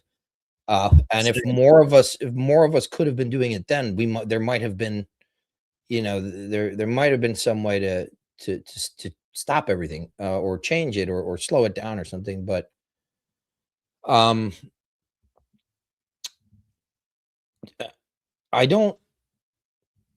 can't really talk very much about my own political views now, because it would be easier if I leaned to one side or the other, but I don't, and people hate me on both sides for that, specifically for that reason. But the one thing that right, I mean, but that's what the Golden Dawn tells you. You got to find that middle balance. Any Golden Dawn magician who's out there waving a fucking flag for one side or the other, it's like, we missed the lesson, did we not? Two opposing forces and one which unites them eternally. I did listen to NoFX. I listened to Bad Religion. I listened to Black Flag, all that kind of stuff. Anyway,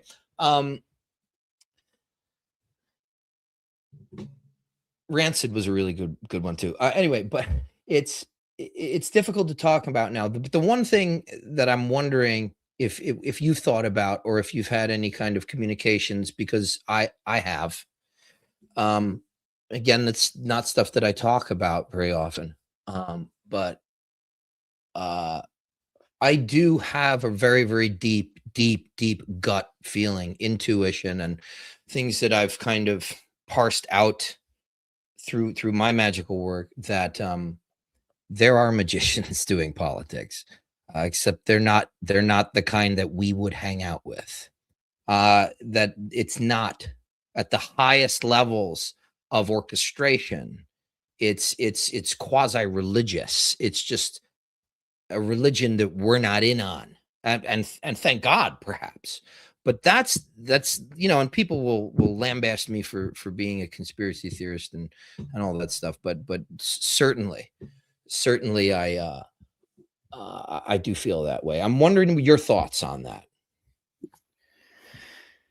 Yeah, well, there's a couple of different, very different types of example that I can think of for that. One is, of course, the amateur witch who curses Donald Trump, and the Etsy witches that were cursing Charlie Kirk and that sort of thing. The kind of cringy, what I consider to be quite cringy, and dark magic applied to politics. But it doesn't seem to be working in the case of Trump. So, maybe they're just not very good witches. But I do think in terms of like actual society and stuff, and the upper echelons of power, yeah, I mean, there probably is this element to it, of magical advisors and things like that. I mean, Trump himself, it's not strictly like esoteric magic, but he's into some kind of power of positive thinking type of stuff, and he's got some kind of spiritual advisor that's into that stuff. So, I mean, that could be like a modern, watered down manifestation of what you're talking about, perhaps. But the way that he makes his decisions on the world stage is very much like bluffing something and then manifesting reality and changing reality with the bluff. So, yeah, but yeah, I mean, there's definitely been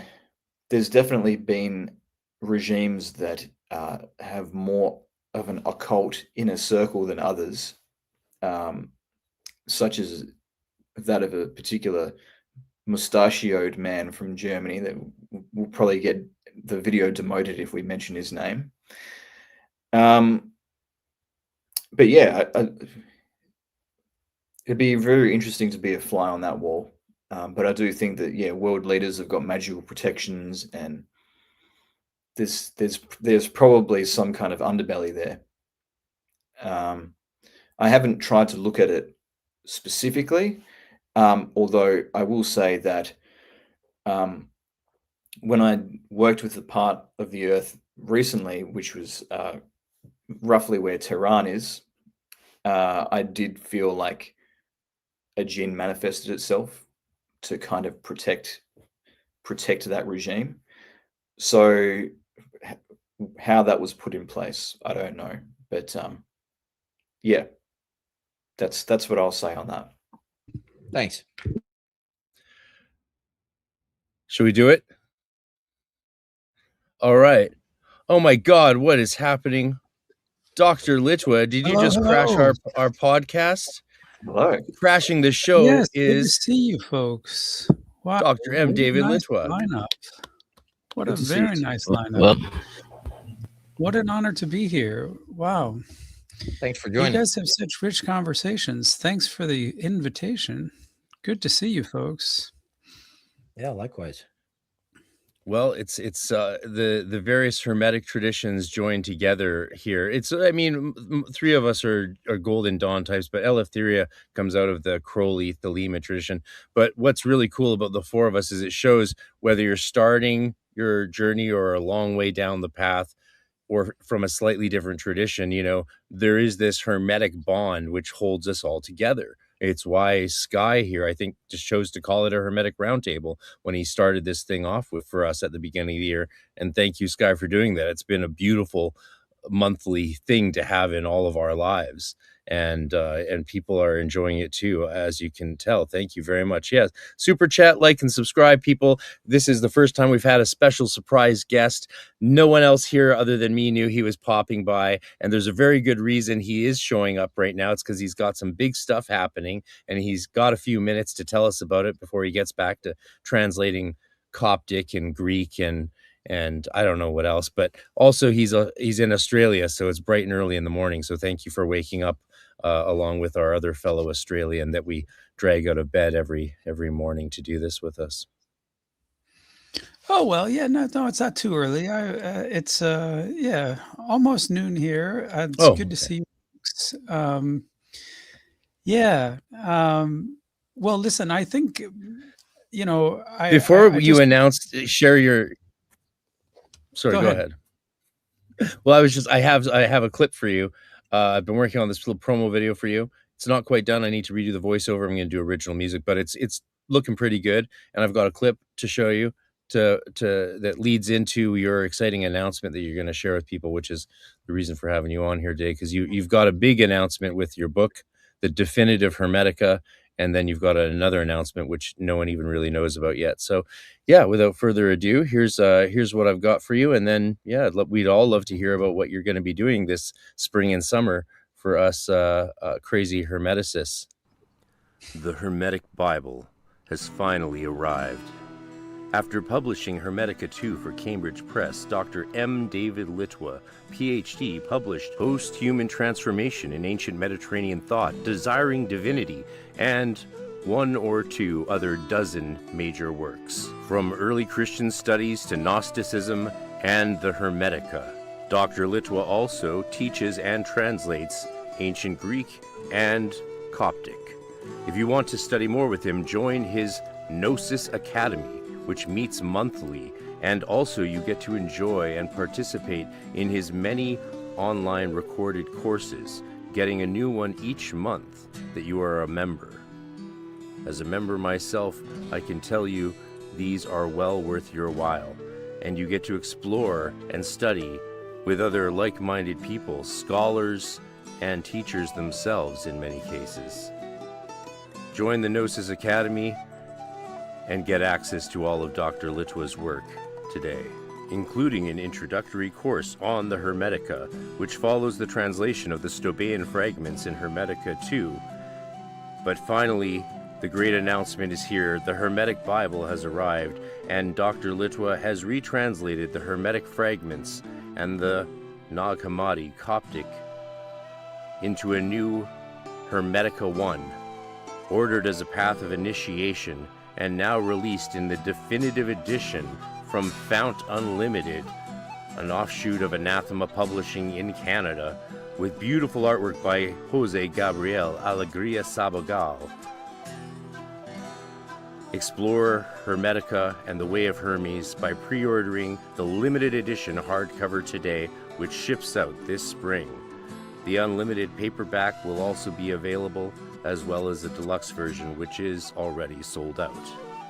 Explore the Way of Hermes with Dr. M. David Litwa, and stay tuned for more exciting announcements from Fount Unlimited, Anathema Publishing, and the Gnosis Academy.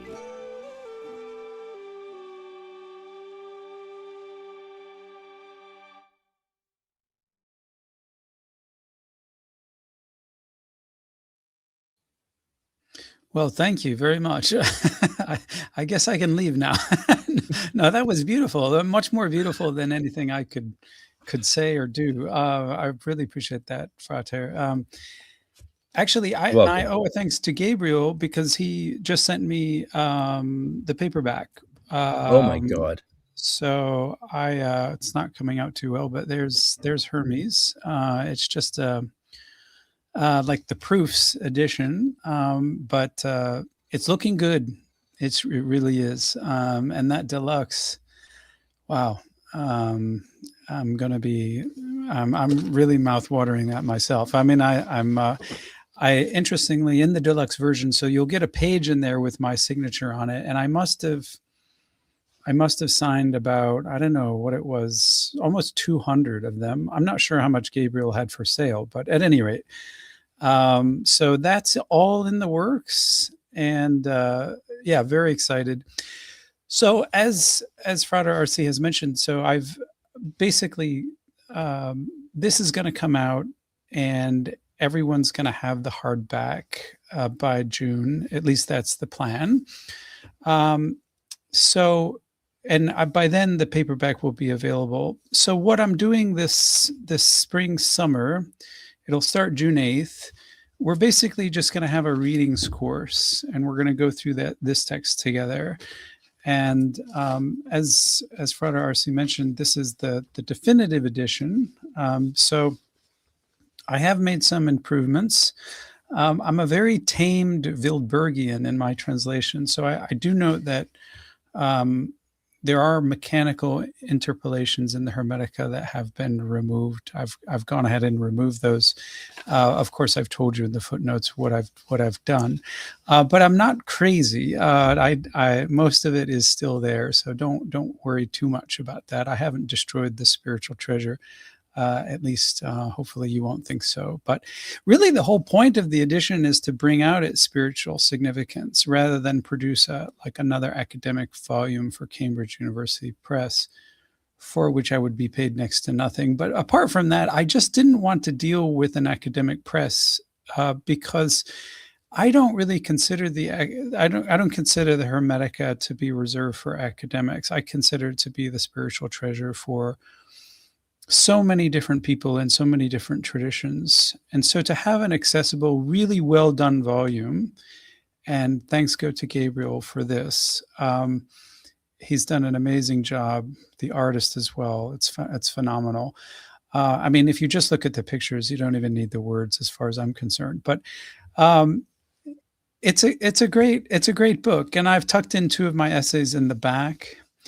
So when you join the Gnosis Academy and when you join their new live seminar, you'll get access to the lecture course, which is the intro to the Hermetica. But what I want to do this summer, I don't want to do a lecture course. I really just want to do a readings course where we just read these texts together.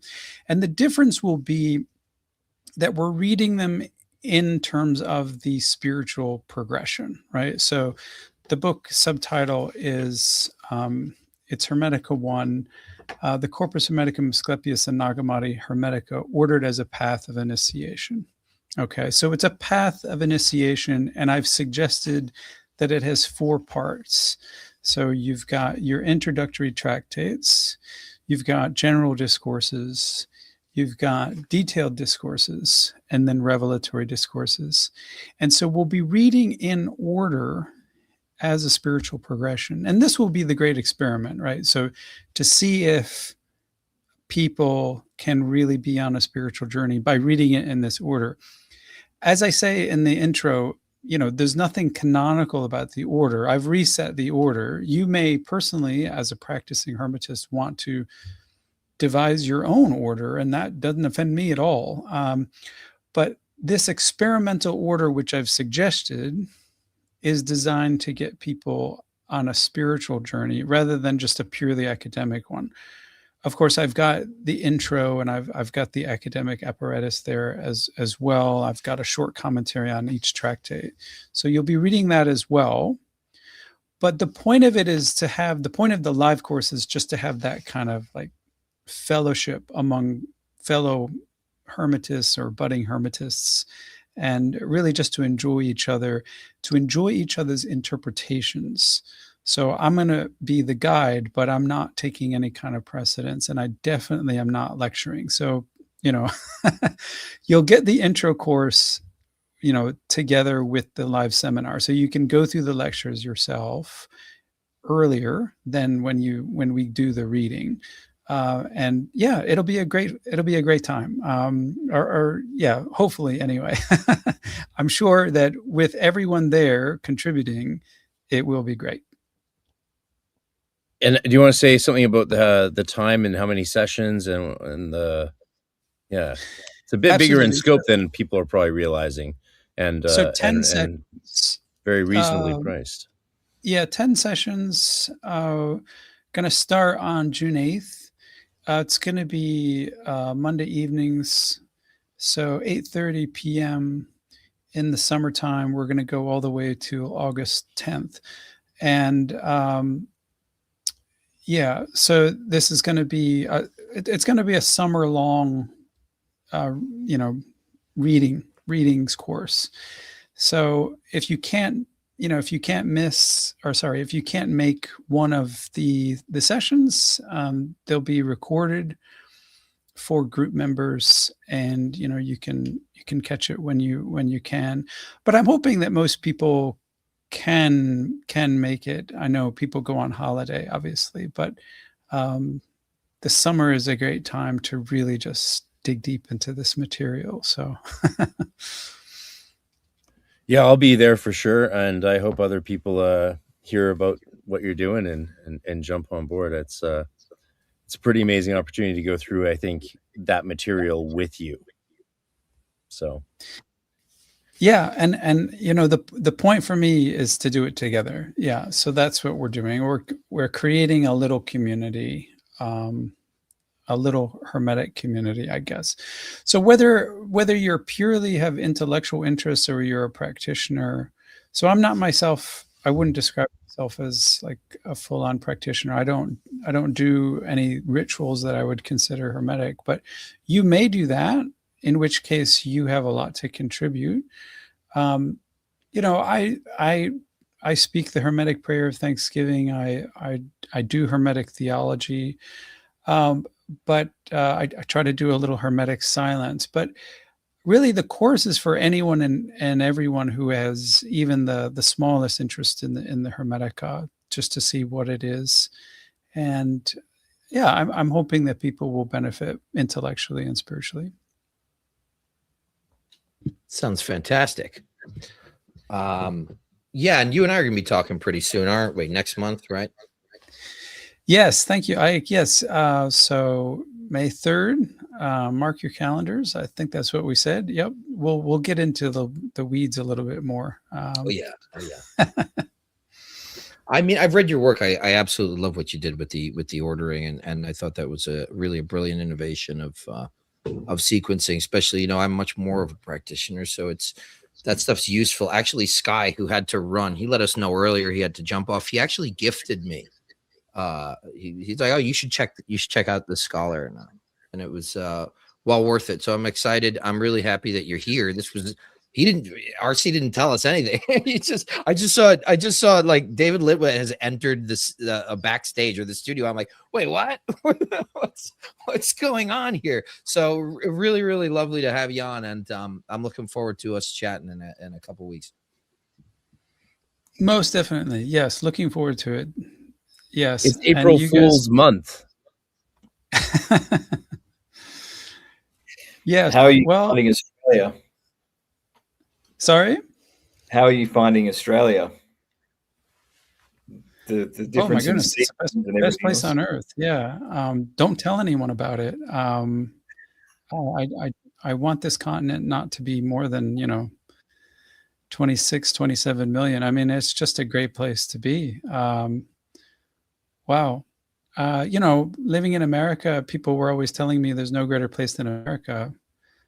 And then they had to pay for their own health insurance and they had no working trains. And yeah, honestly, and there was freezing for half the year, so like, anyway, I can't say enough good things about Australia. Sane government too. I mean, has its issues, but not effing crazy. Yeah. Well, yeah, Enjoying it. I hope you enjoy your stay here. Thank you very much. Yes. Well, you've Most been there a definitely. while, haven't you? How long have you It's been my in Australia? eighth year. Yeah, I tried to move back to the States and realized what a big mistake that was. Yeah, the government wouldn't give my wife a visa anyway, so that didn't work out. So, so anyway, I might end up somewhere back in America eventually, but I am really, really enjoying life down under. So yeah, come visit. And any of you folks, well, anyone listening, it's a great time. It's a great place. Yeah, I've got family there. I've had family there. We've got like a whole little contingency over there, and I want to say that maybe Adelaide. Is that a place? That's a place, right? Yeah, nice city. Lots of Greeks here in Melbourne. People of Greek and Italian heritage. That's me. Yeah, Me too. We're big on Greek culture. Got lots of Hellenic centers here. It's the Greeks knew, what was like closest to the Mediterranean climate, and yeah, they struck gold here. Wow, I didn't realize that. I didn't realize that about Australia. Yeah, very Mediterranean in climate and in culture, more European. We've got walkable cafes and just cities that are, I think, more European than American. Somewhere in the middle, but more Europe than America. Yeah. We don't have to drive like 10 miles to get to the Starbucks or to the Target or whatever it is that Americans do. I guess the Walmart.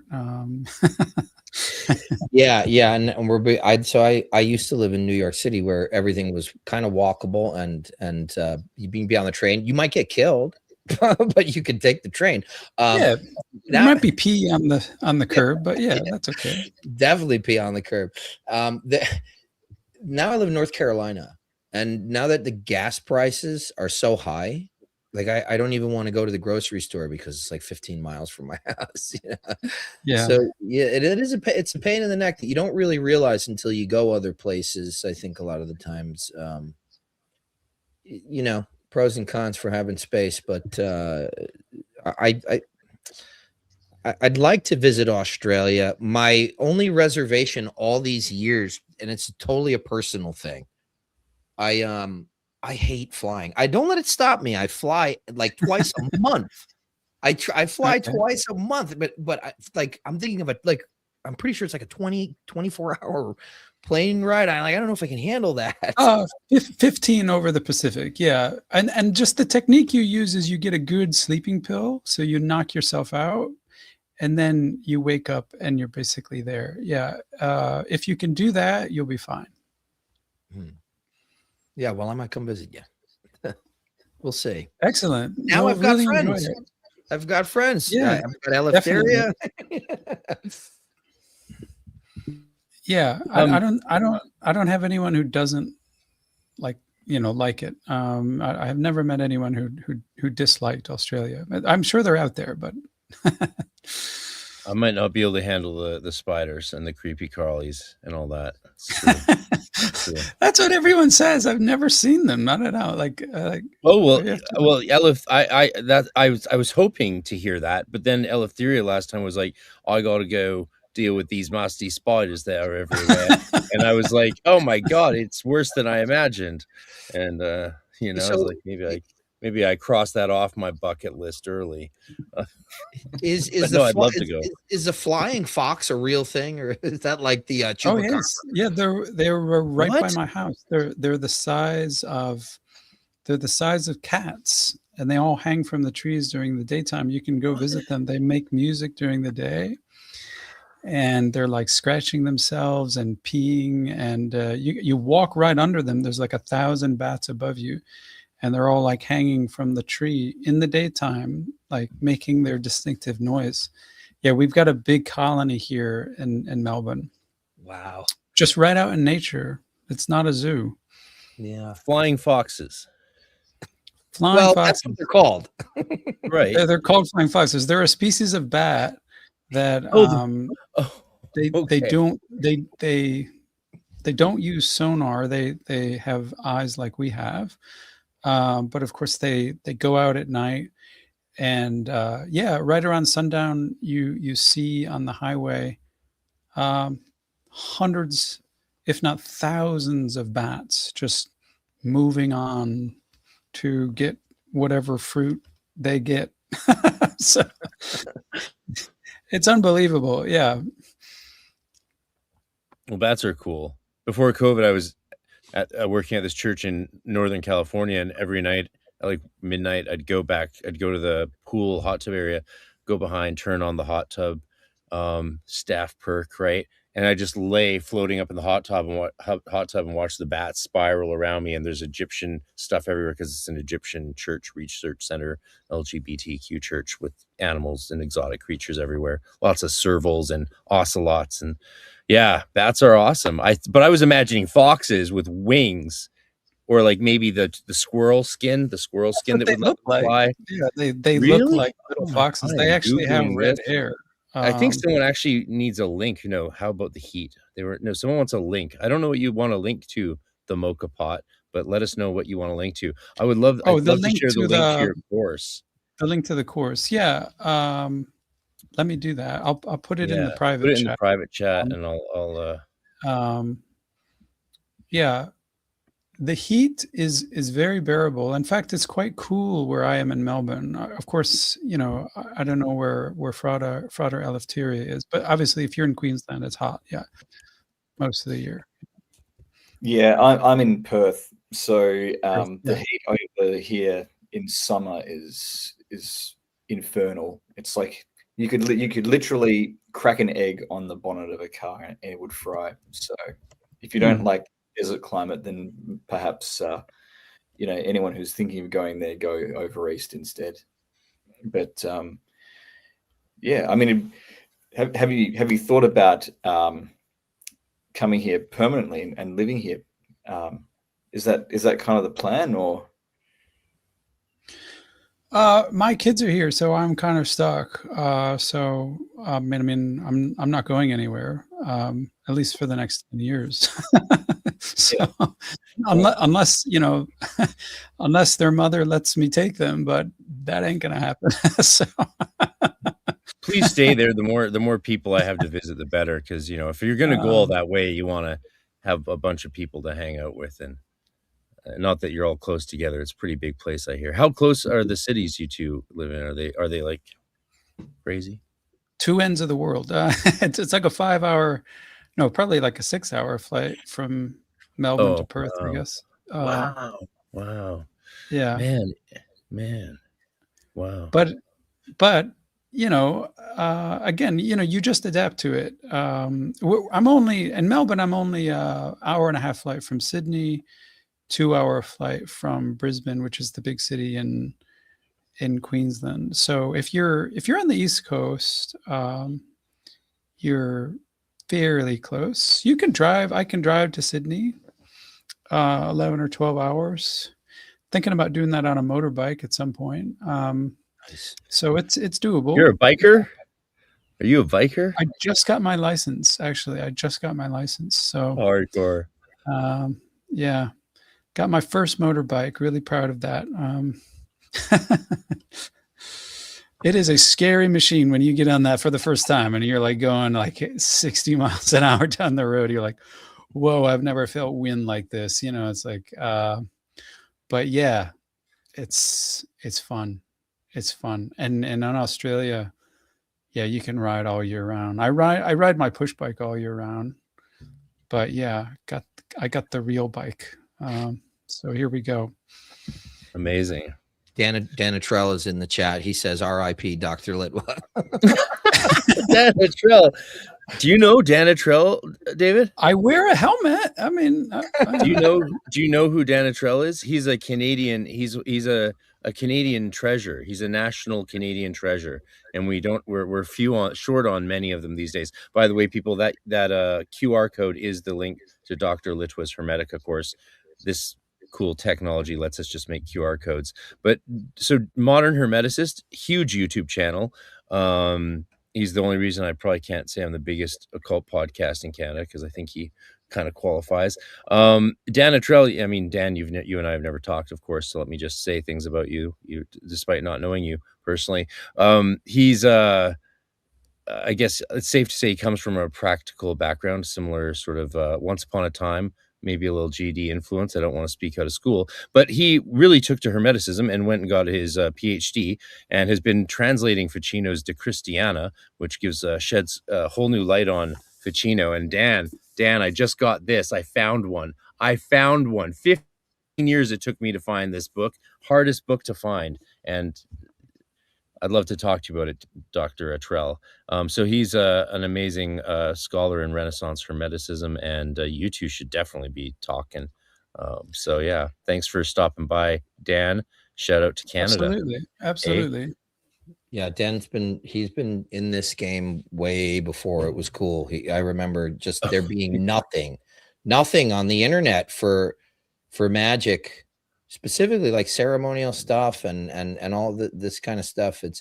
And when I found the Modern Hermeticist and I heard him talking about the degree he was getting, I'm like, I didn't even know you could get degrees in that stuff. You know, so really broke the whole thing wide open for me. So it's just, I kind of feel I fanboy out, you know, that like this guy's watching, you know, my dumb ass sitting here on a podcast. Yeah.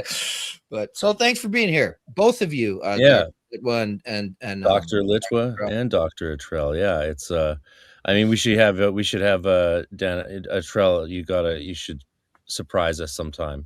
Surprise us. Yeah, he can tell us about the first time he listened to this podcast, because he had like a I think he had like an out-of-body experience or something. Oh, really? Yeah. Yeah, he does a lot of readings. He's got a really lovely reading voice, and does a lot of full-length readings of ancient texts, which, you know, is right up your alley. So you can go to bed listening to Porphyry and stuff and get fully consumed. There's an ASMR quality to it.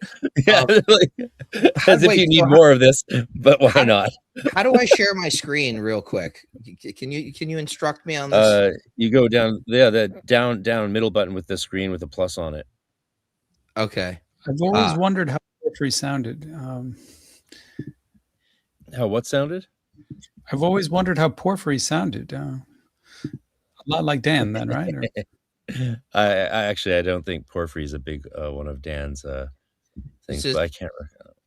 Is this showing up on the screen or no? Yeah. Oh, so yeah, it's there now. I can add it to the stage. That's a flying fox. Whoa! Oh my God, they're huge. They oh my hair, God, yeah. I'm never going to Australia. Oh my God, what the? Oh my God, no, I can't even get near the screens. Yeah, they don't actually interact with humans, though. I don't know why that woman is grabbing it. It must be in like I don't know. His wife. I don't know. That's crazy. Like any animal, they don't dig humans. You just, yeah, they shit on you, but that's about it. Yeah. Wow. And so there's that hundreds of them flying around. That's At night, yeah, no, at the daytime, they're hanging in the trees above you. with the Lost Boys.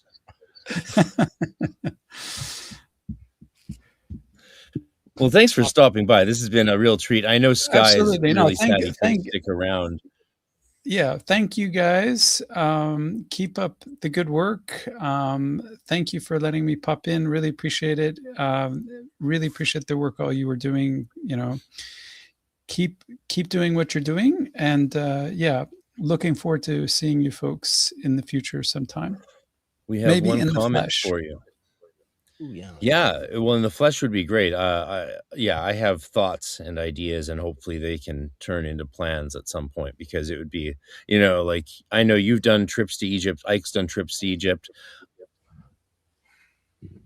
I kind of would like to do a trip to Greece. That's kind of more so even than Egypt, honestly. I'd love to go to Egypt too, of course, but yeah, there's lots of things. Dr. Dan, Esoteric Greece, yeah. yeah. Stay out of Oh, the yeah. tourist, And one of my playground. friends, one of my friends who's got a book coming out on demons, and Keanu Reeves, he just fled Israel and he's living on Crete, and he'll be on my podcast soon. And his book is coming out from Inner Traditions. So you guys got to talk to him. Keanu Reeves and demons, an occult book on those topics. How can you go wrong? So yeah, I know some people in Greece. I'll find out. I'll ask him. His name's Oren. I'm getting married there in like 4 weeks. So. Oh shit! Amazing. Yeah. Well, so Good the for modern you. Congratulations. good, congrats. Yeah. Modern Hermeticist says, Dr. Litwa may or may not know this. I've got a book coming out with Breppels this summer on the Latin Hermetica and Matteo Stefani. I didn't know that. Good. Yeah, I think Breppels? Breppels is a European publisher. Yeah, definitely. That's great. I will look that up. If you want to send us the name of it, that'd be great. But yeah, I myself, you know, I don't claim any expertise whatsoever when we're getting up into high Middle Ages and Renaissance. So your work is really, really complimentary to me. I completely depend on you for that phase of the Hermetica. So appreciate that. Awesome. All right. Well, I will see you folks later, I hope. And be well and take care, all of you. And yeah, I hope to see you again soon. Thanks for stopping by, and everyone check out M. David Litwa's course and see him on Ike Baker coming up soon on Arcanum podcast. Thanks, David. Most definitely. Looking forward Many to blessings. Thank you. Awesome. Nice surprise. Yeah, that was great. Yeah. I feel like I need to be more familiar with Dr. Litwa and his work. He's I would call him an undiscovered gem, except he's very discovered. Yeah, you know? But a lot of people, I think, don't realize how much of his stuff is dead on our interests. Even if you're not a Christian, his approach to understanding early Christianity is not what you would expect, and it's like the Marcion gospel, all that. I could speak more intelligently about this, but I'm just too excited right now. Yeah, I was trying not to.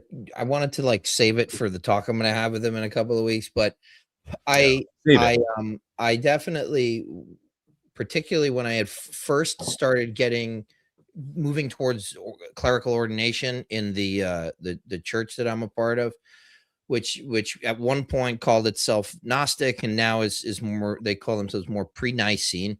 I used to listen at the time I was working in carpentry in Asheville. I was driving an hour and a half each way to commute to work, and I just would devour his lectures on YouTube and that he had on the internet. And I just remember thinking to myself, like, who the hell is this guy?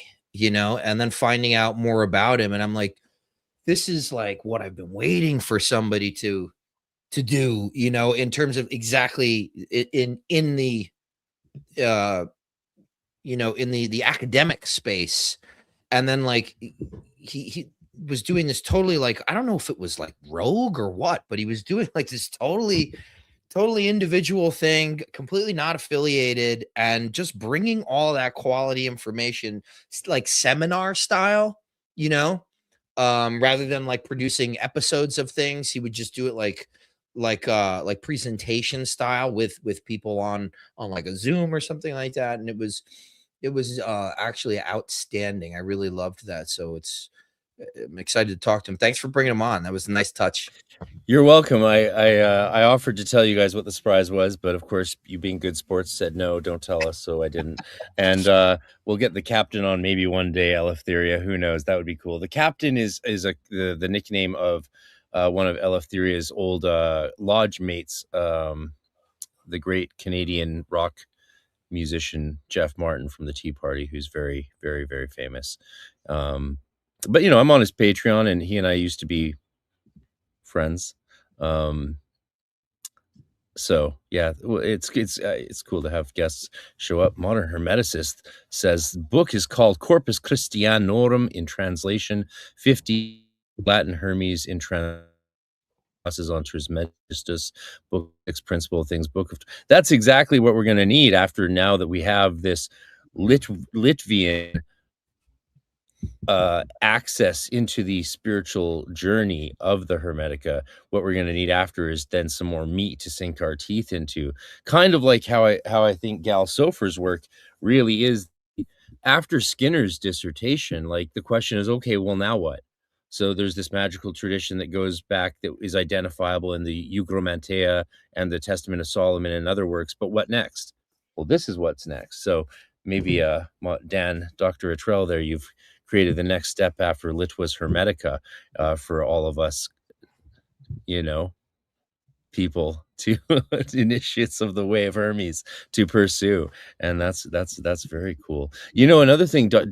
Litwa used to do, he did something really cool that has influenced, you know, would have been very useful for me and for a lot of the seminarians I've worked with and clergy I've worked with. He used to be part of the editing team that would compile every month or so the commentaries on the different parts of the New Testament and Bible, and put them into a pamphlets and a research base, so that preachers could then access the up-to-date scholarship, the biblical text they're preaching on. So like, that's a tremendously detailed work, kind of work that he did, even in the gospel interpretations, but also his work on like the divinity of Christ, the Marcion gospel, and all his work on Gnostics, the Nascenes. He has a whole book on the Nascenes. He has a whole book on Simon Magus. I have his book on Simon Magus. And he's trying to re-release some of his work in more affordable manners, because a lot of the books are academic published.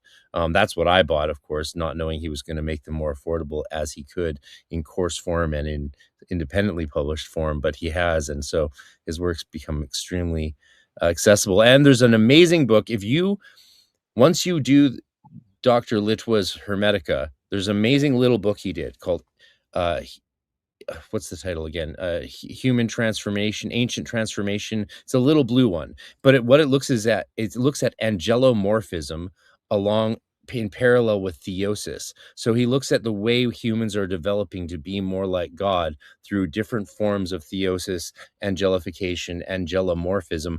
But he ties into that all the socio-political ramifications of the modern age, including sort of the technocratic, more eugenic issues that come up with post-technological human transformation. So he doesn't shy away from any of it, and it's all in this tiny little book. And that was my entryway to his work after Hermetica 2, which is of course amazing. That's the technical Hermetica, where like tells you which elements correspond to which parts of your body, so you can do cool new rituals if you want. Yeah, that sounds great. Sounds like a comprehensive body of work. And early Christianity and the truth behind the origins of Christianity is one of my big special interests as well. So I'm definitely going to educate myself more in that regard with Dr. Litwa's take on things. What do you think the biggest takeaway is from Dr. Litwa's work in terms of early Christianity and its origins? So I've been focusing on his Hermetic work and some of his Gnostic work and some of the Marcion stuff. I haven't gotten to those books. I have most of his books, but I haven't read them all. So I have. I started with the stuff I was most excited about, of course, the Hermetica stuff, the transformation stuff, Theosis. One of his books I still can't find or get, and he can't even get it for me. So again, yay, academic publishing. Good job, guys. What the fuck? No shade to all you academics out there. We love you. Love you, Dan. But you all know that you're the ones who started bitching about this stuff, and we're just following suit because we're like, okay, it's time to complain. Let's go.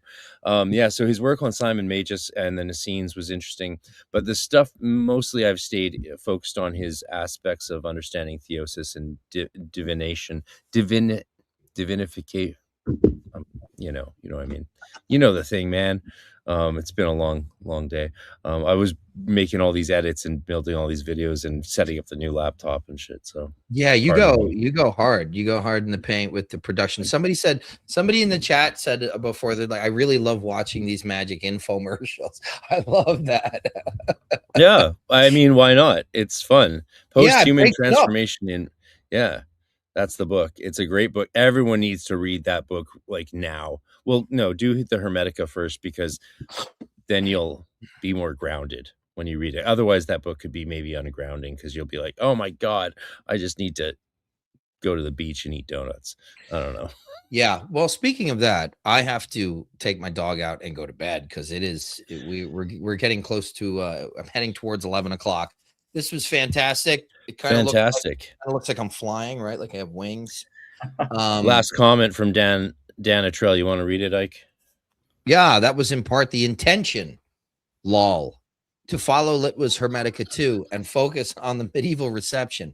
Project's been in the works for half a decade now. That doesn't surprise me. That doesn't surprise me. Fantastic. I'm really glad you're here in the chat with us, Dan. You should come on this show eventually if you want. If you got time. I know you got dad duties and things like that, but come on.